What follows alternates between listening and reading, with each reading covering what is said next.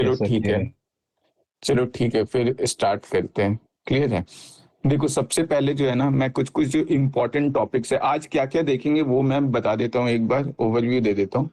देखो, आज जो हम लोग सबसे पहले देखेंगे क्या क्या इम्पोर्टेंट टॉपिक्स है जो एग्जाम में, मतलब प्रीलिम्स में जिस एरिया से, जो थीम एरियाज है जहाँ से क्वेश्चंस आते हैं, उन सारे टॉपिक्स को एक बार देख लेंगे। फिर हम लोग देखेंगे मैक्रो इकोनॉमी और माइक्रो इकोनॉमी के बीच का डिफरेंस क्या होता है। हम लोग को बेसिकली मैक्रो इकोनॉमी पढ़ना होता है यूपीएससी में। फिर फैक्टर्स ऑफ प्रोडक्शन देखेंगे, और फिर फैक्टर्स ऑफ प्रोडक्शन का मतलब डेवलपिंग कंट्रीज जो है उन वो मतलब क्यों पीछे रह जा रहे हैं, फैक्टर्स ऑफ प्रोडक्शन में कहाँ डेवलपिंग कंट्रीज जो है वो पीछे हैं, जिसकी वजह से मतलब वो डेवलप्ड कंट्रीज को टक्कर नहीं दे पा रहे हैं। फिर अपॉर्चुनिटी कॉस्ट के बारे में देखेंगे। फिर सर्कुलर फ्लो ऑफ मनी जो है ये देखेंगे।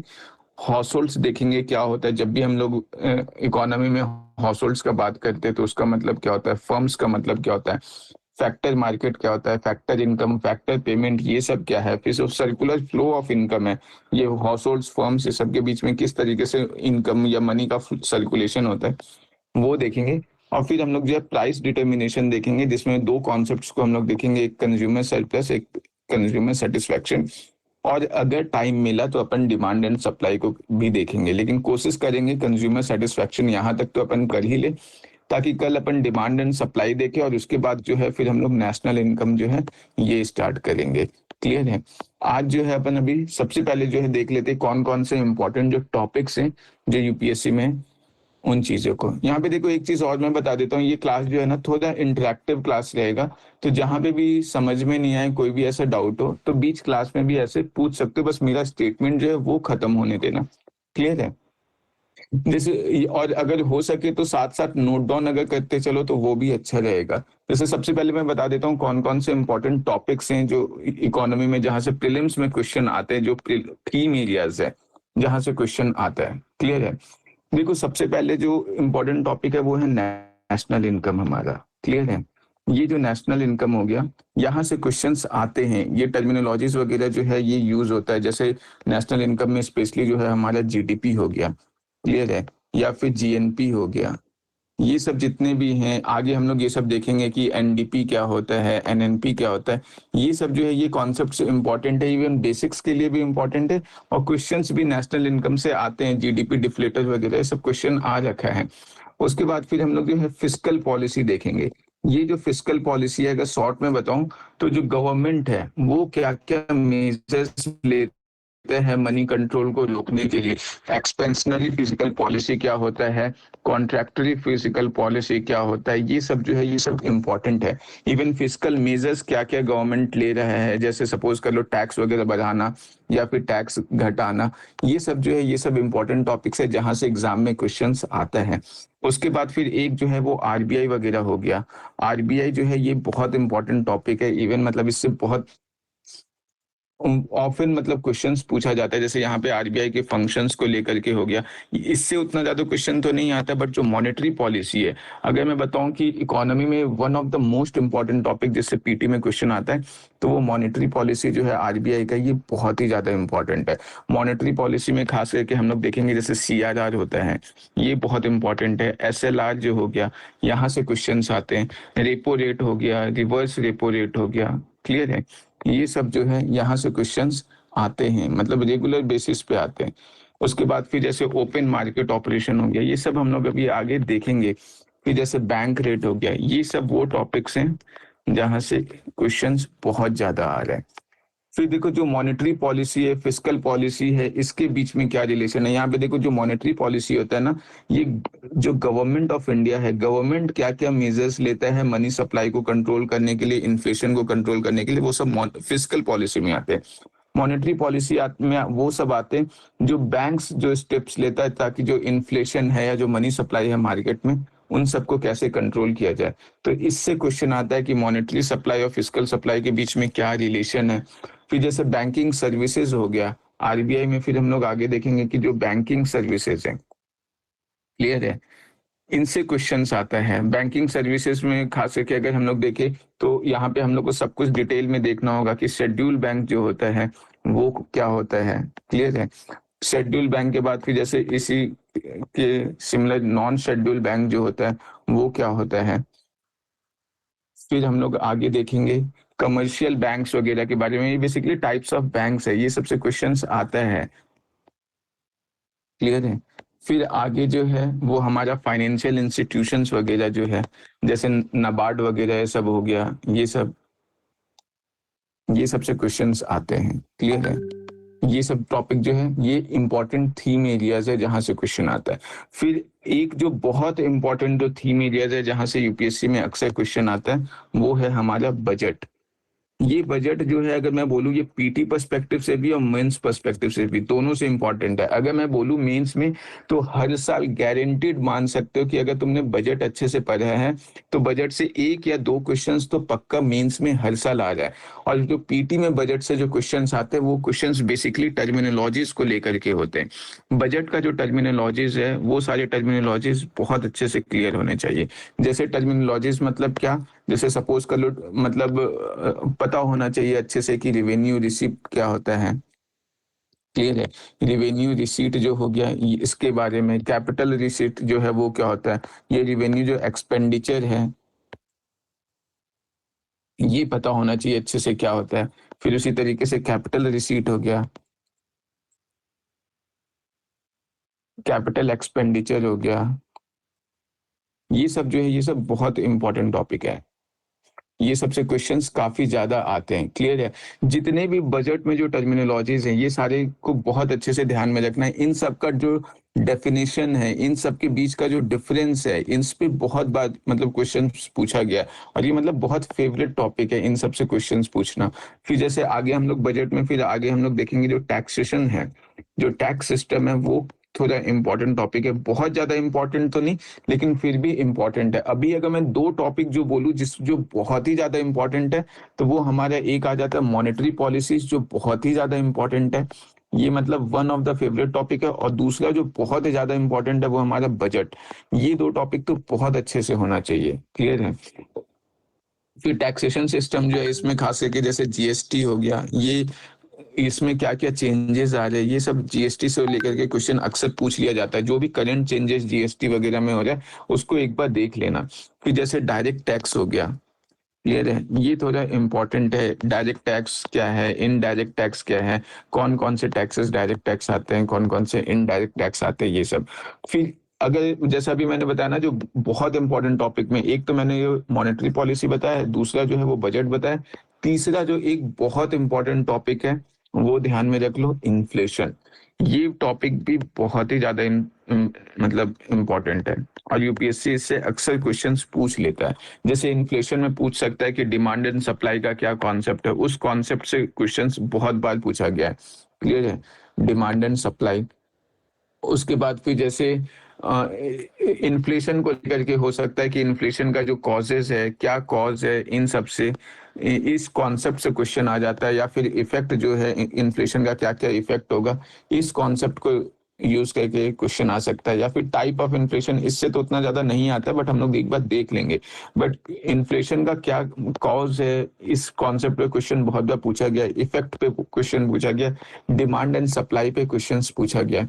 फिर इन्फ्लेशन में ही आगे जो है इकोनॉमिक साइकिल है, इस चीज को हम लोग देख लेंगे। क्लियर है? ये सारा जो है ये इंपॉर्टेंट कॉन्सेप्ट है। इकोनॉमिक साइकिल में जैसे हम लोग देखेंगे कि कब रिसेशन होता है, कब जो है वो हमारा डिप्रेशन वाला, मतलब हम लोग बोलेंगे कि इकोनॉमी जो है डिप्रेशन वाले फेज से गुजर रहा है। फिर हम लोग देखेंगे कि कब जो है इकोनॉमी स्लो डाउन वाले फेज से गुजर रहा है। क्लियर है? ये सब टॉपिक जो है, ये सब टॉपिक को हम लोग अच्छे से करेंगे, देखेंगे कब इकोनॉमी जो है वो बूम वाले फेज में है। ये जो है ध्यान में रखना, ये इन्फ्लेशन बहुत ही ज्यादा इंपॉर्टेंट टॉपिक है। क्लियर है? फिर हम लोग आगे देखेंगे इसमें क्या, आगे हम लोग इसमें इन्फ्लेशन के साथ ही देखेंगे सिक्योरिटी मार्केट। ये टॉपिक भी जो है वो इम्पोर्टेंट है, बहुत ज्यादा तो नहीं बट इम्पोर्टेंट है, क्योंकि सिक्योरिटी मार्केट की जो टर्मिनोलॉजीज है, इससे भी। हाँ, क्या? ये जो सिक्योरिटी मार्केट का जो टर्मिनोलॉजीज है ना, इससे भी क्वेश्चंस आता है। सिक्योरिटी मार्केट के टर्मिनोलॉजीज मतलब क्या, जैसे बॉन्ड्स को लेकर के हो गया, कि बॉन्ड्स के बारे में क्वेश्चंस आ सकता है। डिबेंचर्स क्या होता है, ये सब मतलब जो है, इन सब के बारे में क्वेश्चंस आ सकता है। या फिर बुल्स एंड बियर्स क्या होता है। क्लियर है? ये सब जो है ये सब अपन अच्छे से करेंगे। ये मैं सारा इंपॉर्टेंट वो सारा कुछ बता रहा हूँ, टॉपिक्स वगैरह बता रहा हूँ जहाँ से क्वेश्चंस आता है। यहाँ पे और भी एक्सेट्रा जितने भी टर्मिनोलॉजीज हैं इन सबको अच्छे से देखेंगे, सेबी वगैरह के बारे में अच्छे से पढ़ेंगे, ये सब चीज क्लियर है। यहाँ पे इवन हम लोग जो डेट इंस्ट्रूमेंट्स वगैरह है कि ट्रेजरी बिल्स वगैरह क्या होता है, ये सब कुछ जो है कमर्शियल पेपर वगैरह क्या होता है, ये सब कुछ अच्छे से देखेंगे। देखो जो इकोनॉमी है ना, इसका अगर बेसिक कॉन्सेप्ट क्लियर है, अगर इकोनॉमी का हमारा बेसिक कॉन्सेप्ट अच्छे से क्लियर है और साथ ही साथ अगर हमारे जो टर्मिनोलॉजीज है, टर्मिनोलॉजीज मतलब जो टर्म्स है, जैसे अगर सपोज कर लो सीआरआर है तो सीआरआर का मतलब अच्छे से पता है, कोई कंफ्यूजन इसमें नहीं है। अगर वो सब कुछ क्लियर है ना तो इकोनॉमी के क्वेश्चन सॉल्व करना डिफिकल्ट नहीं है। मतलब ये ऐसा है कि गिफ्टेड क्वेश्चंस हो जाता है कि अगर कॉन्सेप्ट अच्छा है और टर्मिनोलॉजीज पे पकड़ अच्छा है तो जो भी क्वेश्चन आ रहे या तो वो चांसेस है पूरा ही सही होने का या तो फिर गलत ही हो जाएगा अगर कंफ्यूजन है तो। क्लियर है, मतलब इस टाइप का क्वेश्चन है कि अगर कॉन्सेप्ट, और एक प्लस पॉइंट ये भी है इकोनॉमी के साथ कि सिर्फ वन टाइम एफर्ट है। एक बार अगर इकोनॉमी के कॉन्सेप्ट्स को समझने में ध्यान से एकदम समझने में फोकस कर दिए और उन कॉन्सेप्ट्स को अच्छे से समझ लिए तो ऐसा नहीं है कि हर बार बार बार मेहनत करना पड़ेगा, क्योंकि इसमें रटने का बहुत ज्यादा नहीं है, समझने का ज्यादा है। क्लियर है, जैसे ज्योग्राफी जो हो गया ये एक्चुअल पार्ट है, ये जो है ये वन टाइम एफर्ट है कि बस एक बार एफर्ट करना है। क्लियर है, उसके बाद बहुत ज्यादा एफर्ट नहीं करना है।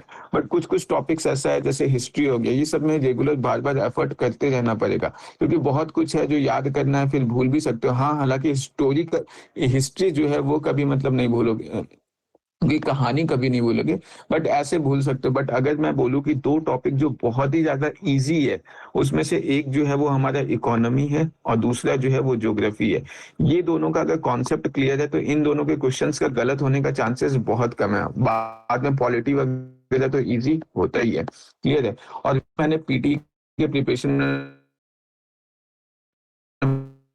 बताया है 5 कोर सब्जेक्ट है, 80 to 90% क्वेश्चन जो है वो उसी से आता है। कौन कौन सा पेपर है? हिस्ट्री हो गया, ज्योग्राफी हो गया, इकोनॉमी हो गया, पॉलिटी हो गया और इन्वायरमेंट हो गया। ये 5 टॉपिक्स पे अगर कमांड अच्छा है तो उस केस में हम लोग क्या देखते हैं कि यहाँ पे जो है 80 to 90% जो प्रीलिम्स का क्वेश्चन है, 80 से 90% क्वेश्चन जो है वो यहीं से आ रहा है। ये है, तो इसको अच्छे से कर लेना। और इसमें भी मैं बता दूं जो इकोनॉमी है, इकोनॉमी के जो क्वेश्चंस होते हैं वो ज्योग्राफी और जो हमारा हिस्ट्री जो है, इन दोनों में जितने क्वेश्चंस आते हैं उससे लगभग ज्यादा ही आते हैं। ये दोनों को मिला करके नहीं, इंडिपेंडेंटली मैं बता रहा हूँ कि ज्योग्राफी और हिस्ट्री से भी ज्यादा इंपॉर्टेंट जो है वो हमारा इकोनॉमी हो जाता है। ये चीज ध्यान में रखना। क्लियर है, तो ये मैं बता रहा था इंपॉर्टेंट टॉपिक्स वगैरह। फिर इन इंपॉर्टेंट टॉपिक्स में कुछ टॉपिक्स और है, जैसे सपोज कर लो फॉरेन इन्वेस्टमेंट जो है, इस यहाँ से भी क्वेश्चंस काफी ज्यादा आते हैं। फॉरेन इन्वेस्टमेंट का कॉन्सेप्ट से क्या आता है क्वेश्चन, जैसे सपोज कर लो एफडीआई के कॉन्सेप्ट पे क्वेश्चन आ जाएगा, या फिर एफपीआई के कॉन्सेप्ट पे क्वेश्चन आ जाएगा, पार्टिसिपेटरी नोट पे क्वेश्चन आ जाएगा। ये आ रखा है क्वेश्चन। क्लियर है कि पार्टिसिपेटरी नोट्स क्या होता है, नोट्स वगैरह, ये सब पे क्वेश्चन आ रखा है। तो ये सब जो है ये इम्पोर्टेंट थीम ही गैस है। तो जो इन्फ्लेशन में हम लोग एक चीज और ध्यान में रखना कि जो इंडेक्स वगैरह होता है इन्फ्लेशन मेजर करने का, कि डब्ल्यूपीआई जो होलसेल प्राइस इंडेक्स हो गया या फिर सीपीआई जो है कंज्यूमर प्राइस इंडेक्स हो गया, ये सब जो है इस पे क्वेश्चन आता है। क्लियर है, मुझे लगा मैसेज आ रहा है, चलो ठीक है। तो अब यहाँ पे हम लोग आगे देखते, फिर इधर ये चीज हम लोग देख चुके हैं कि इन्वेस्टमेंट वगैरह जो है ये सब जो है इससे क्वेश्चन आता है। सर एक चीज और ध्यान में रखना जो अक्सर स्टूडेंट्स मिस कर देते हैं इकोनॉमी में, और वो टॉपिक है एग्रीकल्चर। जिस तरीके से मैंने बताया ना, मॉनेटरी पॉलिसी बहुत इंपॉर्टेंट टॉपिक है। हाँ हाँ बोलो। सर स्क्रीन विजिबल नहीं है।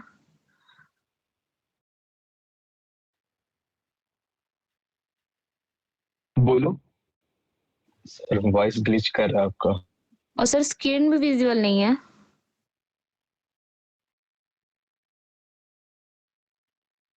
वॉइस नहीं आ रहा दीपिका। चलो मतलब सर वॉइस ग्लिच हो रहा है आपका। अच्छा, स्क्रीन विजिबल नहीं है। नहीं, स्क्रीन विजिबल है, शेयर है। सर स्क्रीन विजिबल है। स्क्रीन तो शेयर है। एक मिनट, सब किसी को भी शेयर, स्क्रीन शेयर नहीं है क्या? शेयर है स्क्रीन, बट वॉइस आपका ग्लिच हो रहा है। अच्छा, सर मेरे एक में नहीं मिनट। दिख रहा आपका अपने स्क्रीन। करेगा यार ये। अभी प्लीज स्क्रीन एक ओपन विजिबल है ना? करके ओपन करिए सर स्क्रीन। वॉइस अभी भी ग्लिच कर रहा है। हाँ, एक मिनट। अच्छा, ये वो एरिया से जहाँ से क्वेश्चन आता है। फिस्कल पॉलिसी का मैंने बताया था, ये आरबीआई का मॉनेटरी पॉलिसी बहुत ज्यादा इंपॉर्टेंट है। फंक्शंस वगैरह एक बार देख लेना। फिर जो बजट है, बजट का टर्मिनोलॉजीज वगैरह जो है ये इंपॉर्टेंट हमने देखा। फिर टैक्स वगैरह जो इस इम्पोर्टेंट है, बहुत ज्यादा नहीं, जितना बजट वगैरह है या इन्फ्लेशन है उतना तो नहीं, बट इम्पोर्टेंट है। इन्फ्लेशन से क्वेश्चंस आता है, ये टॉपिक को हम लोग अच्छे से देखेंगे। फिर सिक्योरिटी मार्केट जो है ये बहुत इंपॉर्टेंट एरिया है, इसको हम लोग क्लियर करेंगे। फॉरेन इन्वेस्टमेंट वगैरह जो है, एफडीआई, एफपीआई, एक्सचेंज मार्केट वगैरह जो है ये सब हम लोग अच्छे से देखेंगे। इसमें हमारा जो एक्सचेंज मार्केट वगैरह जो हो जाता है, क्लियर है कि कब करेंसी फॉल कर रहा है, कब राइज कर रहा है, ये सब जो है एक्सपोर्ट इंपोर्ट ये सब हम लोग अच्छे से देखेंगे। क्लियर है, तो ये इंपॉर्टेंट टॉपिक हो जाता है।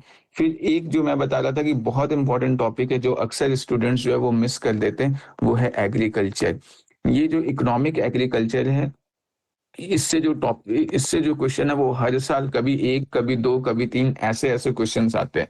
मतलब ये ऐसा टॉपिक है, छोटा सा टॉपिक है, बहुत ज्यादा एफर्ट इसमें करना नहीं है, बट क्वेश्चंस श्योर शॉर्ट है। बट अक्सर लोग इसको जो है वो मतलब हल्के में ले लेते, या उसको उतना पढ़ते नहीं है, या इकोनॉमी में उतना ज्यादा इंपॉर्टेंस नहीं देते।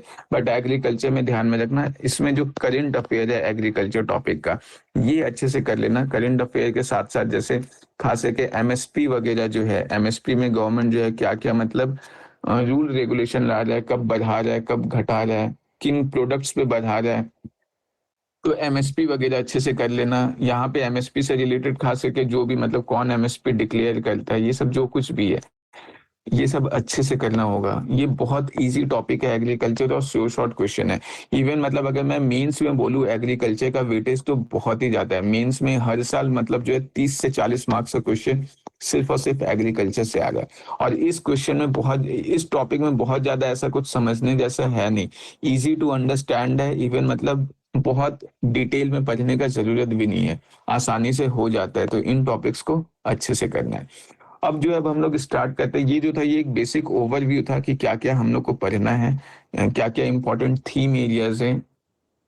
इसके बाद जो है अब हम लोग स्टार्ट करते हैं आज का जो पहला टॉपिक है, वो है हमारा मैक्रो इकोनॉमी और माइक्रो इकोनॉमी। इसको हम लोग देख लेते हैं। देखो, ये जो मैक्रो इकोनॉमी और माइक्रो इकोनॉमी है ना, नाम से ही पता चल रहा है कि जो हमारा मैक्रो है, ये वर्ड जो है ना, ये मैक्रो वर्ड जो है, ये जब ओवरऑल मतलब पूरे होल इकोनॉमी के लिए, जब हम लोग पूरा इंडिया का इकोनॉमी के लिए जब बात करेंगे तो ये हम लोग मैक्रो इकोनॉमी बोलेंगे। लेकिन जब हम लोग माइक्रो इकोनॉमी बोलेंगे, माइक्रो इकोनॉमी मतलब क्या, किसी एक इंडिविजुअल कंपनी का जब इकोनॉमी का बात करेंगे, जैसे सपोज कर लो जियो है। जियो एक इंडिविजुअल कंपनी है, वो अपना क्या पॉलिसीज रख रहा है, वो अपना कैसे डिमांड एंड सप्लाई वगैरह को कर रहा है, क्या अपना एमआरपीज रख रहा है, ये सब जब इंडिविजुअल लेवल पे जब हम लोग देखेंगे तो इसको हम लोग माइक्रो इकोनॉमी बोलते हैं। लेकिन जब पूरे देश के लेवल पे, पूरे नेशनल लेवल पे जब हम लोग देखते हैं कि कंट्री में इन्फ्लेशन का क्या कंडीशन है, एम्प्लॉयमेंट जो नौकरी वगैरह है वो उसका क्या कंडीशन है, इस लेवल पे जब हम लोग देखेंगे तो ये हमारा मैक्रो इकोनॉमी हो जाता है। यूपीएससी में जो हम लोग को फोकस करना है वो ध्यान में रखना मैक्रो इकोनॉमी है। क्लास 11th या क्लास 12th का वो एनसीईआरटी देख लेना, उसमें माइक्रो इकोनॉमी भी पढ़ना है, मैक्रो इकोनॉमी भी पढ़ना है। बट दोनों में से हम लोग को केवल मैक्रो इकोनॉमी वाला जो एनसीईआरटी है उस चीज को ही पढ़ना है, दोनों एनसीईआरटी नहीं पढ़ना। क्लियर है? तो ये जो है ये मैक्रो इकोनॉमी माइक्रो इकोनॉमी है। डेफिनेशन यहाँ पे देख सकते हो, कोई बहुत ज्यादा ऐसा है नहीं। अभी अपन स्टार्ट करते हैं, जो नेक्स्ट टॉपिक है वो है हमारा फैक्टर्स ऑफ प्रोडक्शन। देखते हैं फैक्टर्स ऑफ प्रोडक्शन क्या है। देखो, फैक्टर्स ऑफ प्रोडक्शन के बारे में मैंने पहले भी बता रखा है, लेकिन फिर भी यहाँ पे अभी बता देता हूँ। फैक्टर ऑफ प्रोडक्शन में हम लोग देखते हैं कि जो भी चीज, वो सारा चीज जो किसी भी चीज को प्रोड्यूस करने के लिए रिक्वायर्ड है, मतलब what are the factors required to produce anything, वो सारा चीज जो है वो हमारा फैक्टर ऑफ प्रोडक्शन आ जाएगा। क्लियर है कि factors required to produce anything, वो जो है वो हमारा क्या होगा, वो हमारा फैक्टर ऑफ प्रोडक्शन होगा। जैसे सपोज कर लो कि अगर हम लोग खेती कर रहे हैं, अगर एग्रीकल्चर कर रहे हैं, तो एग्रीकल्चर करने में हम लोग को क्या क्या चीज का रिक्वायर्ड होता है। एग्रीकल्चर में हम लोग को जमीन चाहिए, अभी के टाइम में ट्रैक्टर्स वगैरह चाहिए, सीड चाहिए, कंपोस्ट चाहिए, लेबर चाहिए, पेस्टिसाइड चाहिए, किसान जो फार्म वर्कर्स होते हैं वो सब चाहिए, इस इरिगेशन का सोर्स चाहिए। तो ये सारा क्या है, ये सारा फैक्टर्स ऑफ प्रोडक्शन है एग्रीकल्चर के लिए। क्लियर है। वैसे ही अगर सपोज कर लो मैं बोलूँ कि अगर अपन कोई इंडस्ट्री सेटअप कर रहे तो ये इंडस्ट्रीज के लिए क्या क्या चाहिए, एक तो हमारा लैंड चाहिए, लोग चाहिए जो लेबर वाला काम करे हमारा, फिर और क्या चीज चाहिए, कैपिटल चाहिए हम लोग के पास। क्लियर है। फिर से कोई आवाज का इशू हो रहा है क्या। नो फिर सर। हमारा जो है, फिर हमारा जैसे मशीन्स वगैरह है ये चाहिए। तो ये सारा क्या है, ये वो सारा फैक्टर्स है जो कोई भी चीज को प्रोड्यूस करने के लिए रिक्वायर्ड है। तो सिंपल सा ध्यान में रखना, ये जो फैक्टर्स ऑफ प्रोडक्शन जो है इसका सिंपल सा डेफिनेशन क्या है कि वो सारे इनपुट्स जो यूज होते हैं किस लिए, टू प्रोड्यूस एनी गुड्स और सर्विसेज, किसी भी गुड्स और सर्विसेज को प्रोड्यूस करने के लिए। एक चीज और यहाँ पे ध्यान रखना, जब हम लोग फैक्टर्स ऑफ प्रोडक्शन करें ना, तो जब हम लोग प्रोड्यूस करें किसी भी चीज का उत्पादन, ये उत्पादन का जो कारक है, जो भी चीजें उत्पादन करने का जो कारक है, यहाँ पे गुड्स का भी देख रहे हैं और सर्विसेज का भी देख रहे हैं। क्लियर है, वो दोनों चीज इंक्लूड होगा, ये चीज ध्यान में रखना। और जो इनपुट्स यहाँ पे, जो इनपुट्स का जो हम लोग बात कर रहे हैं, ये इनपुट्स जो है वो मेनली क्या होगा, प्राइमरी फैक्टर्स होगा। क्लियर है। प्राइमरी फैक्टर्स मतलब क्या, कि इसके बिना तो कुछ हो ही नहीं सकता, मतलब ये तो जरूरी है ही। मतलब प्राइमरी फैक्टर्स मतलब होता है कि वैसे कारक, वैसे फैक्टर जो सबसे ज्यादा जरूरी है प्रोडक्शन में, किसी भी गुड्स या सर्विसेज के उत्पादन में, उसके बिना बिल्कुल भी पॉसिबल नहीं है कि किसी भी गुड्स या सर्विसेज का उत्पादन किया जा सके। क्लियर है। तो यहाँ पे हम लोग देखेंगे ऐसा कौन कौन सा फैक्टर ऑफ प्रोडक्शन है। देखो मेनली जो इकोनॉमी है ना, उसमें 4 फैक्टर ऑफ प्रोडक्शन कहा जाता है। एक तो हो गया लैंड, जमीन, दूसरा हो गया लेबर जो काम है, तीसरा जो हो गया कैपिटल जो हमारा पूंजी है, और चौथा जो हो गया वो एंटरप्रेन्योरशिप हो गया। क्लियर है। तो ये 4 चीज जो है, ये 4 फैक्टर ऑफ प्रोडक्शन होता है। एक एक करके हम लोग चारों के बारे में देखेंगे। सबसे पहले जो है हम लोग लैंड के बारे में देखते हैं कि जमीन जो है, जमीन किस तरीके से फैक्टर ऑफ प्रोडक्शन है। एंटरप्रेन्योरशिप जो है वो उद्यमी को बोलते हैं। क्लियर है। तो देखो अगर लैंड के बारे में हम लोग देखें ना, तो लैंड जो है मतलब ये एक टाइप का ऐसा नेचुरल रिसोर्स है। अगर हम लोग लैंड के बारे में देखें तो देखो ये जो लैंड है ना, कोई भी चाहे हम लोग गुड्स प्रोड्यूस करें या फिर सर्विसेज प्रोड्यूस करें, क्लियर है, इसके लिए हम लोग को लैंड का रिक्वायरमेंट तो होता ही होता है। होता क्या है कि अगर जैसे सर्विसेज है तो सर्विसेज को प्रोड्यूस करने के लिए हो सकता है कि लैंड का रिक्वायरमेंट बहुत ज्यादा ना हो, बट किसी भी गुड्स को प्रोड्यूस करने के लिए तो लैंड का रिक्वायरमेंट हमेशा होगा ही होगा। क्लियर है।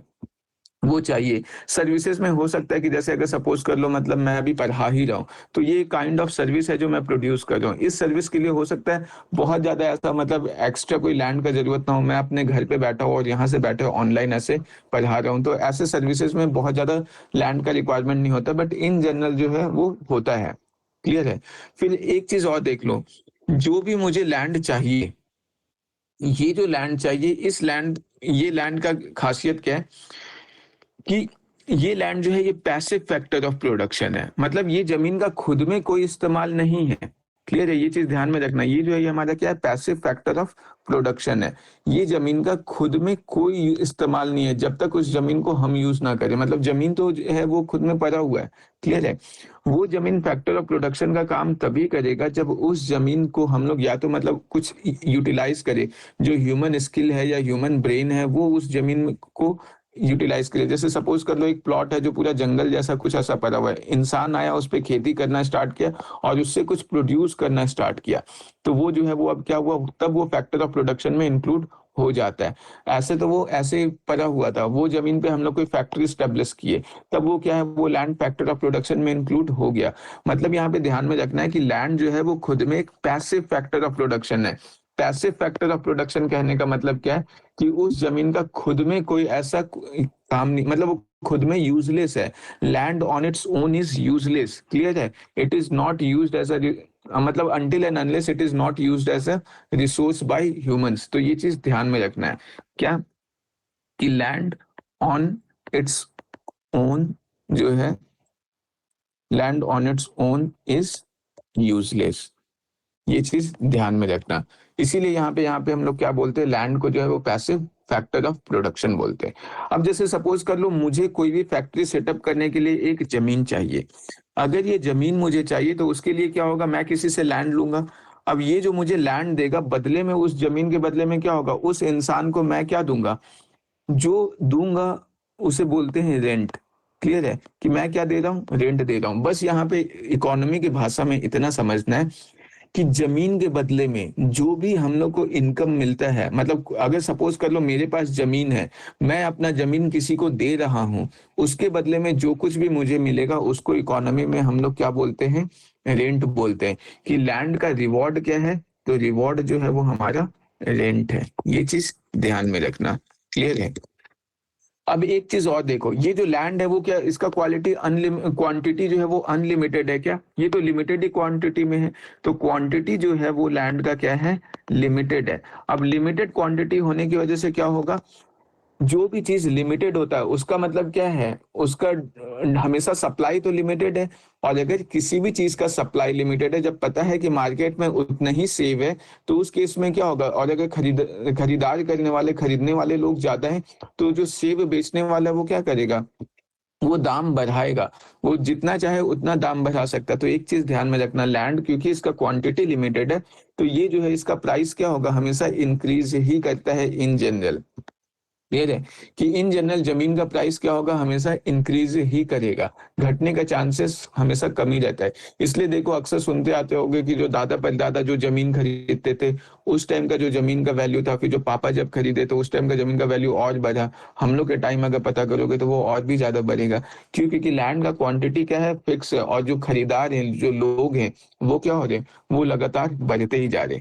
एक चीज और है लैंड के बारे में, क्या कि ये इमूवेबल प्रॉपर्टी है, कि इसको एक जगह से दूसरी जगह लेके नहीं जाया जा सकता। ये फिक्स्ड है, मतलब आपका अगर लैंड है तो आप अपने लैंड से बहुत ज्यादा दूर नहीं रहोगे। ऐसा नहीं कि झारखंड में जमीन है और आप जो है केरला में रह रहे हो। अगर आप केरला में रहोगे और पूरा फैमिली वहां बस गए तो आप धीरे धीरे क्या करोगे, केरला में लैंड खरीदना स्टार्ट करोगे और झारखंड का जमीन को बेचना स्टार्ट करोगे। क्योंकि लैंड जो है वो इमूवेबल फैक्टर है, आप इसको कहीं ले करके नहीं जा सकते। क्लियर है। तो ये सारा चीज इकोनॉमी का बेसिक है, जो चीज ध्यान में रखना है।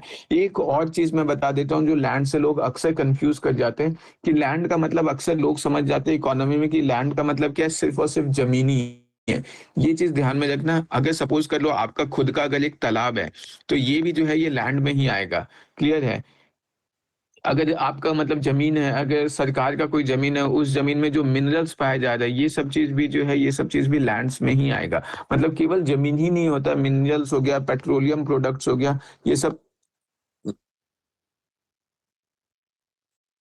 ये जो पेट्रोलियम प्रोडक्ट्स वगैरह हो गया, ये सब का सब जो है लैंड के ही डेफिनेशन में आएगा। चाहे फॉरेस्ट वगैरह हो गया, ये सब क्या है हमारा, ये सब कुछ लैंड है। क्लियर है। तो ये चीज ध्यान में रखना कि लैंड जो है इसका मतलब क्या होता है। एक बार हम लोग यहाँ पे शॉर्ट में देख लेते हैं। लैंड में क्या है, ये प्राइमरी फैक्टर ऑफ प्रोडक्शन है। प्राइमरी फैक्टर ऑफ प्रोडक्शन कहने का मतलब क्या है, कि ये जो है किसी भी चीज को प्रोड्यूस करने के लिए, किसी भी चीज को उत्पादन करने के लिए, ये मतलब मोस्ट नेसेसरीज में से आता है। इसका तो होना होना ही चाहिए। क्लियर है। मतलब बहुत जरूरी है किसी भी चीज को प्रोड्यूस करने के लिए। एलिमेंट्स ऑफ लैंड, जैसा कि मैंने बताया कि जमीन जो है उसमें सब कुछ आता है, चाहे वो एग्रीकल्चरल लैंड हो या फिर कोई वाटर रिसोर्स जैसे पॉन्ड वगैरह हो, वो भी लैंड में आएगा। क्लियर है। मिनरल्स वगैरह कहीं पे पाया जा रहा है, पेट्रोलियम प्रोडक्ट्स पाया जा रहा है, जंगल वगैरह है, या और भी कोई भी नेचुरल इन्वायरमेंट से रिलेटेड कोई भी चीज है, ये सब जो है वो कहाँ किसके डेफिनेशन में इंक्लूडेड है, ये सब लैंड के डेफिनेशन में इंक्लूडेड है। क्लियर है। कैरेक्टरिस्टिक क्या क्या है, एक एक जो मैंने बताया कि लैंड से जो भी रिवॉर्ड मिल रहा है, जो भी मुनाफा हो रहा है, उसको हम लोग क्या बोलते हैं, रेंट बोलते हैं। कि मैंने अपना जमीन किसी को दिया, बदले में मुझे जो कुछ भी मिलेगा उसको मैं इकोनॉमी में रेंट बोलूंगा। ये चीज ध्यान में रखना।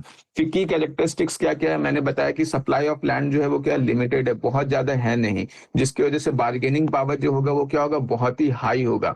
मतलब बेचने वाला बहुत हाई लेवल पे बार्गेनिंग कर सकता है। क्लियर है। बार्गेनिंग नहीं, मतलब अपना प्राइस बहुत हाई लेवल पे इंक्रीज कर सकता है। इमूवेबल फैक्टर है, मैंने बता दिया कि एक जगह से दूसरी जगह जा नहीं सकता। क्लियर है। इनडिस्ट्रक्टिबल है कि इसको खत्म नहीं किया जा सकता। भले लैंड को जो है वो एग्रीकल्चर करके या कुछ भी चीज करके इनफर्टाइल किया जा सकता है, बट उस लैंड को वापस यूटिलिटी में लाया जा सकता है, यूटिलाइज किया जा सकता है with the help of technology. Clear है। तो ये चीज ध्यान में रखना कि वो एक तरीके से डिस्ट्रक्टिबल भी है। पैसिव फैक्टर है, मैंने बताया कि लैंड जो है वो खुद में मतलब यूजलेस है जब तक इंसान जो है उसमें लेबर वर्क या फिर अपना कैपिटल का इन्वेस्टमेंट ना करे, ताकि कि वो जो लैंड है वो कुछ प्रोड्यूस करने लायक हो। क्लियर है। तो ये सब चीज जो हम लोग देख लिए। इंडस्ट्रियल रिक्वायरमेंट जो है जमीन का वो वेरी करता है कि हम लोग क्या चीज प्रोड्यूस कर रहे हैं। जैसे सपोज कर लो अगर खेती कर रहे हैं तो वहां पे लैंड का रिक्वायरमेंट बहुत ज्यादा है। अगर कोई चीज मैन्युफैक्चरिंग कर रहे हैं, जैसे सपोज कर लो मैन्युफैक्चरिंग में हम लोग वाटर बोतल्स वगैरह बना रहे हैं या मोबाइल फोन्स वगैरह बना रहे हैं, तो वहां पे लैंड का रिक्वायरमेंट बहुत ज्यादा नहीं है, मॉडरेट है। लेकिन अगर सर्विसेज दे रहे हैं तो उस केस में लैंड का रिक्वायरमेंट क्या है, बहुत ही लिमिटेड है या काफी कम है। तो ये जो है ये हमारा पहला फैक्टर ऑफ प्रोडक्शन, जो हम लोग उत्पादन के 4 कारक जो होते हैं ये देख रहे थे। इसमें कहीं कोई दिक्कत है क्या फैक्टर ऑफ प्रोडक्शन में जो हम लोग लैंड के बारे में देखें? ये नोट डाउन करते जाना अगर साथ साथ हो सके पॉसिबल तो। वैसे मैं कोशिश करूंगा लेक्चर के बाद ये पीडीएफ भेज देने का। इसमें कोई दिक्कत है क्या किसी को? No no sir. Sir, most, चलो ठीक है, तो आगे बढ़ते हैं। अगला जो फैक्टर ऑफ प्रोडक्शन है वो हमारा है लेबर। पहला हम लोग लैंड के बारे में देखे, अब जो है वो हम लोग लेबर के बारे में देखेंगे। बिल्कुल उसी कॉन्टेक्स्ट में हम लोग देखना स्टार्ट करते हैं लेबर के बारे में। देखो, लेबर का जब हम लोग बात कर रहे हैं ना, तो ये लेबर जो है ध्यान में रखना, ये जो काम है, जो वर्क है, ये वर्क हम लोग दोनों देख रहे हैं, या तो वो फिजिकल लेबर हो या फिर मेंटल लेबर हो।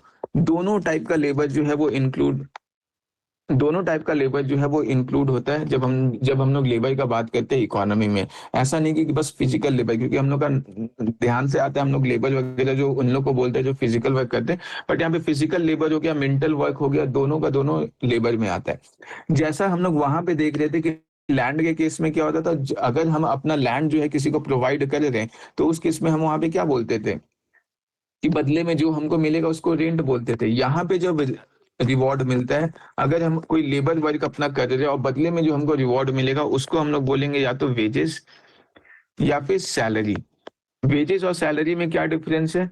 वेजेस जैसे हो गया, जो सपोज कर लो दिहाड़ी मजदूरी जो होता है, डेली बेसिस पे जो काम मिल जाए कि आज काम किया आज हम लोग को वेज मिल गया। सैलरी क्या है? जो मंथली बेसिस पे जो फिक्स्ड है। क्लियर है कि हाँ इतना काम किए तो हम लोग को अब इतना सैलरी मिलेगा ही मिलेगा। तो वही है कि जो भी हम लोग लेबर वर्क कर रहे हैं, चाहे फिजिकल लेबर हो या मेंटल लेबर हो, मानसिक तौर पे जो भी काम कर रहे हैं, बदले में जो भी रिवॉर्ड मिलेगा वो होगा या तो वेजेस कहलाएगा इकोनॉमी में, या तो फिर सैलरी कहलाएगा। एक चीज और ध्यान में रखना, जो सोर्स ऑफ इनकम होता है ना किसी भी इकोनॉमी का, सबसे बड़ा जो सोर्स ऑफ इनकम होता है वो लेबर से ही होता है। तो ये ध्यान में रखना, लेबर जो है ये लार्जेस्ट सोर्स ऑफ इनकम होता है किसी भी इकोनॉमी के लिए। क्लियर है। Largest source of income for any economy. Clear है। ये चीज ध्यान में रखना, क्योंकि सबसे ज्यादा लेबर लोग ही तो काम कर रहे हैं। जो भी बिना लेबर का जमीन का कोई वैल्यू है क्या? अगर लेबर जो है वो जमीन पे लैंड पे कोई इनपुट ना दे तो लैंड का कोई काम का नहीं। लेबर अगर अपना मेंटल लेबर ना दे तो कैपिटल जो है वो कोई काम का है नहीं। क्लियर है। अगर लेबर अपना एफर्ट ना दे तो जो एंटरप्रेन्योरशिप है वो भी कुछ कर नहीं सकता। तो जो सबसे ज्यादा सोर्स, सबसे बड़ा जो सोर्स ऑफ इनकम होता है वो हमारा इकोनॉमी में लेबर ही प्रोड्यूस करता है। तो ये बहुत इंपॉर्टेंट है। और एक चीज और ध्यान में रखो, जमीन के बारे में हम लोग क्या देख रहे थे कि जो लैंड है वो क्या था, पैसिव फैक्टर ऑफ प्रोडक्शन था, मतलब खुद में वो यूजलेस था।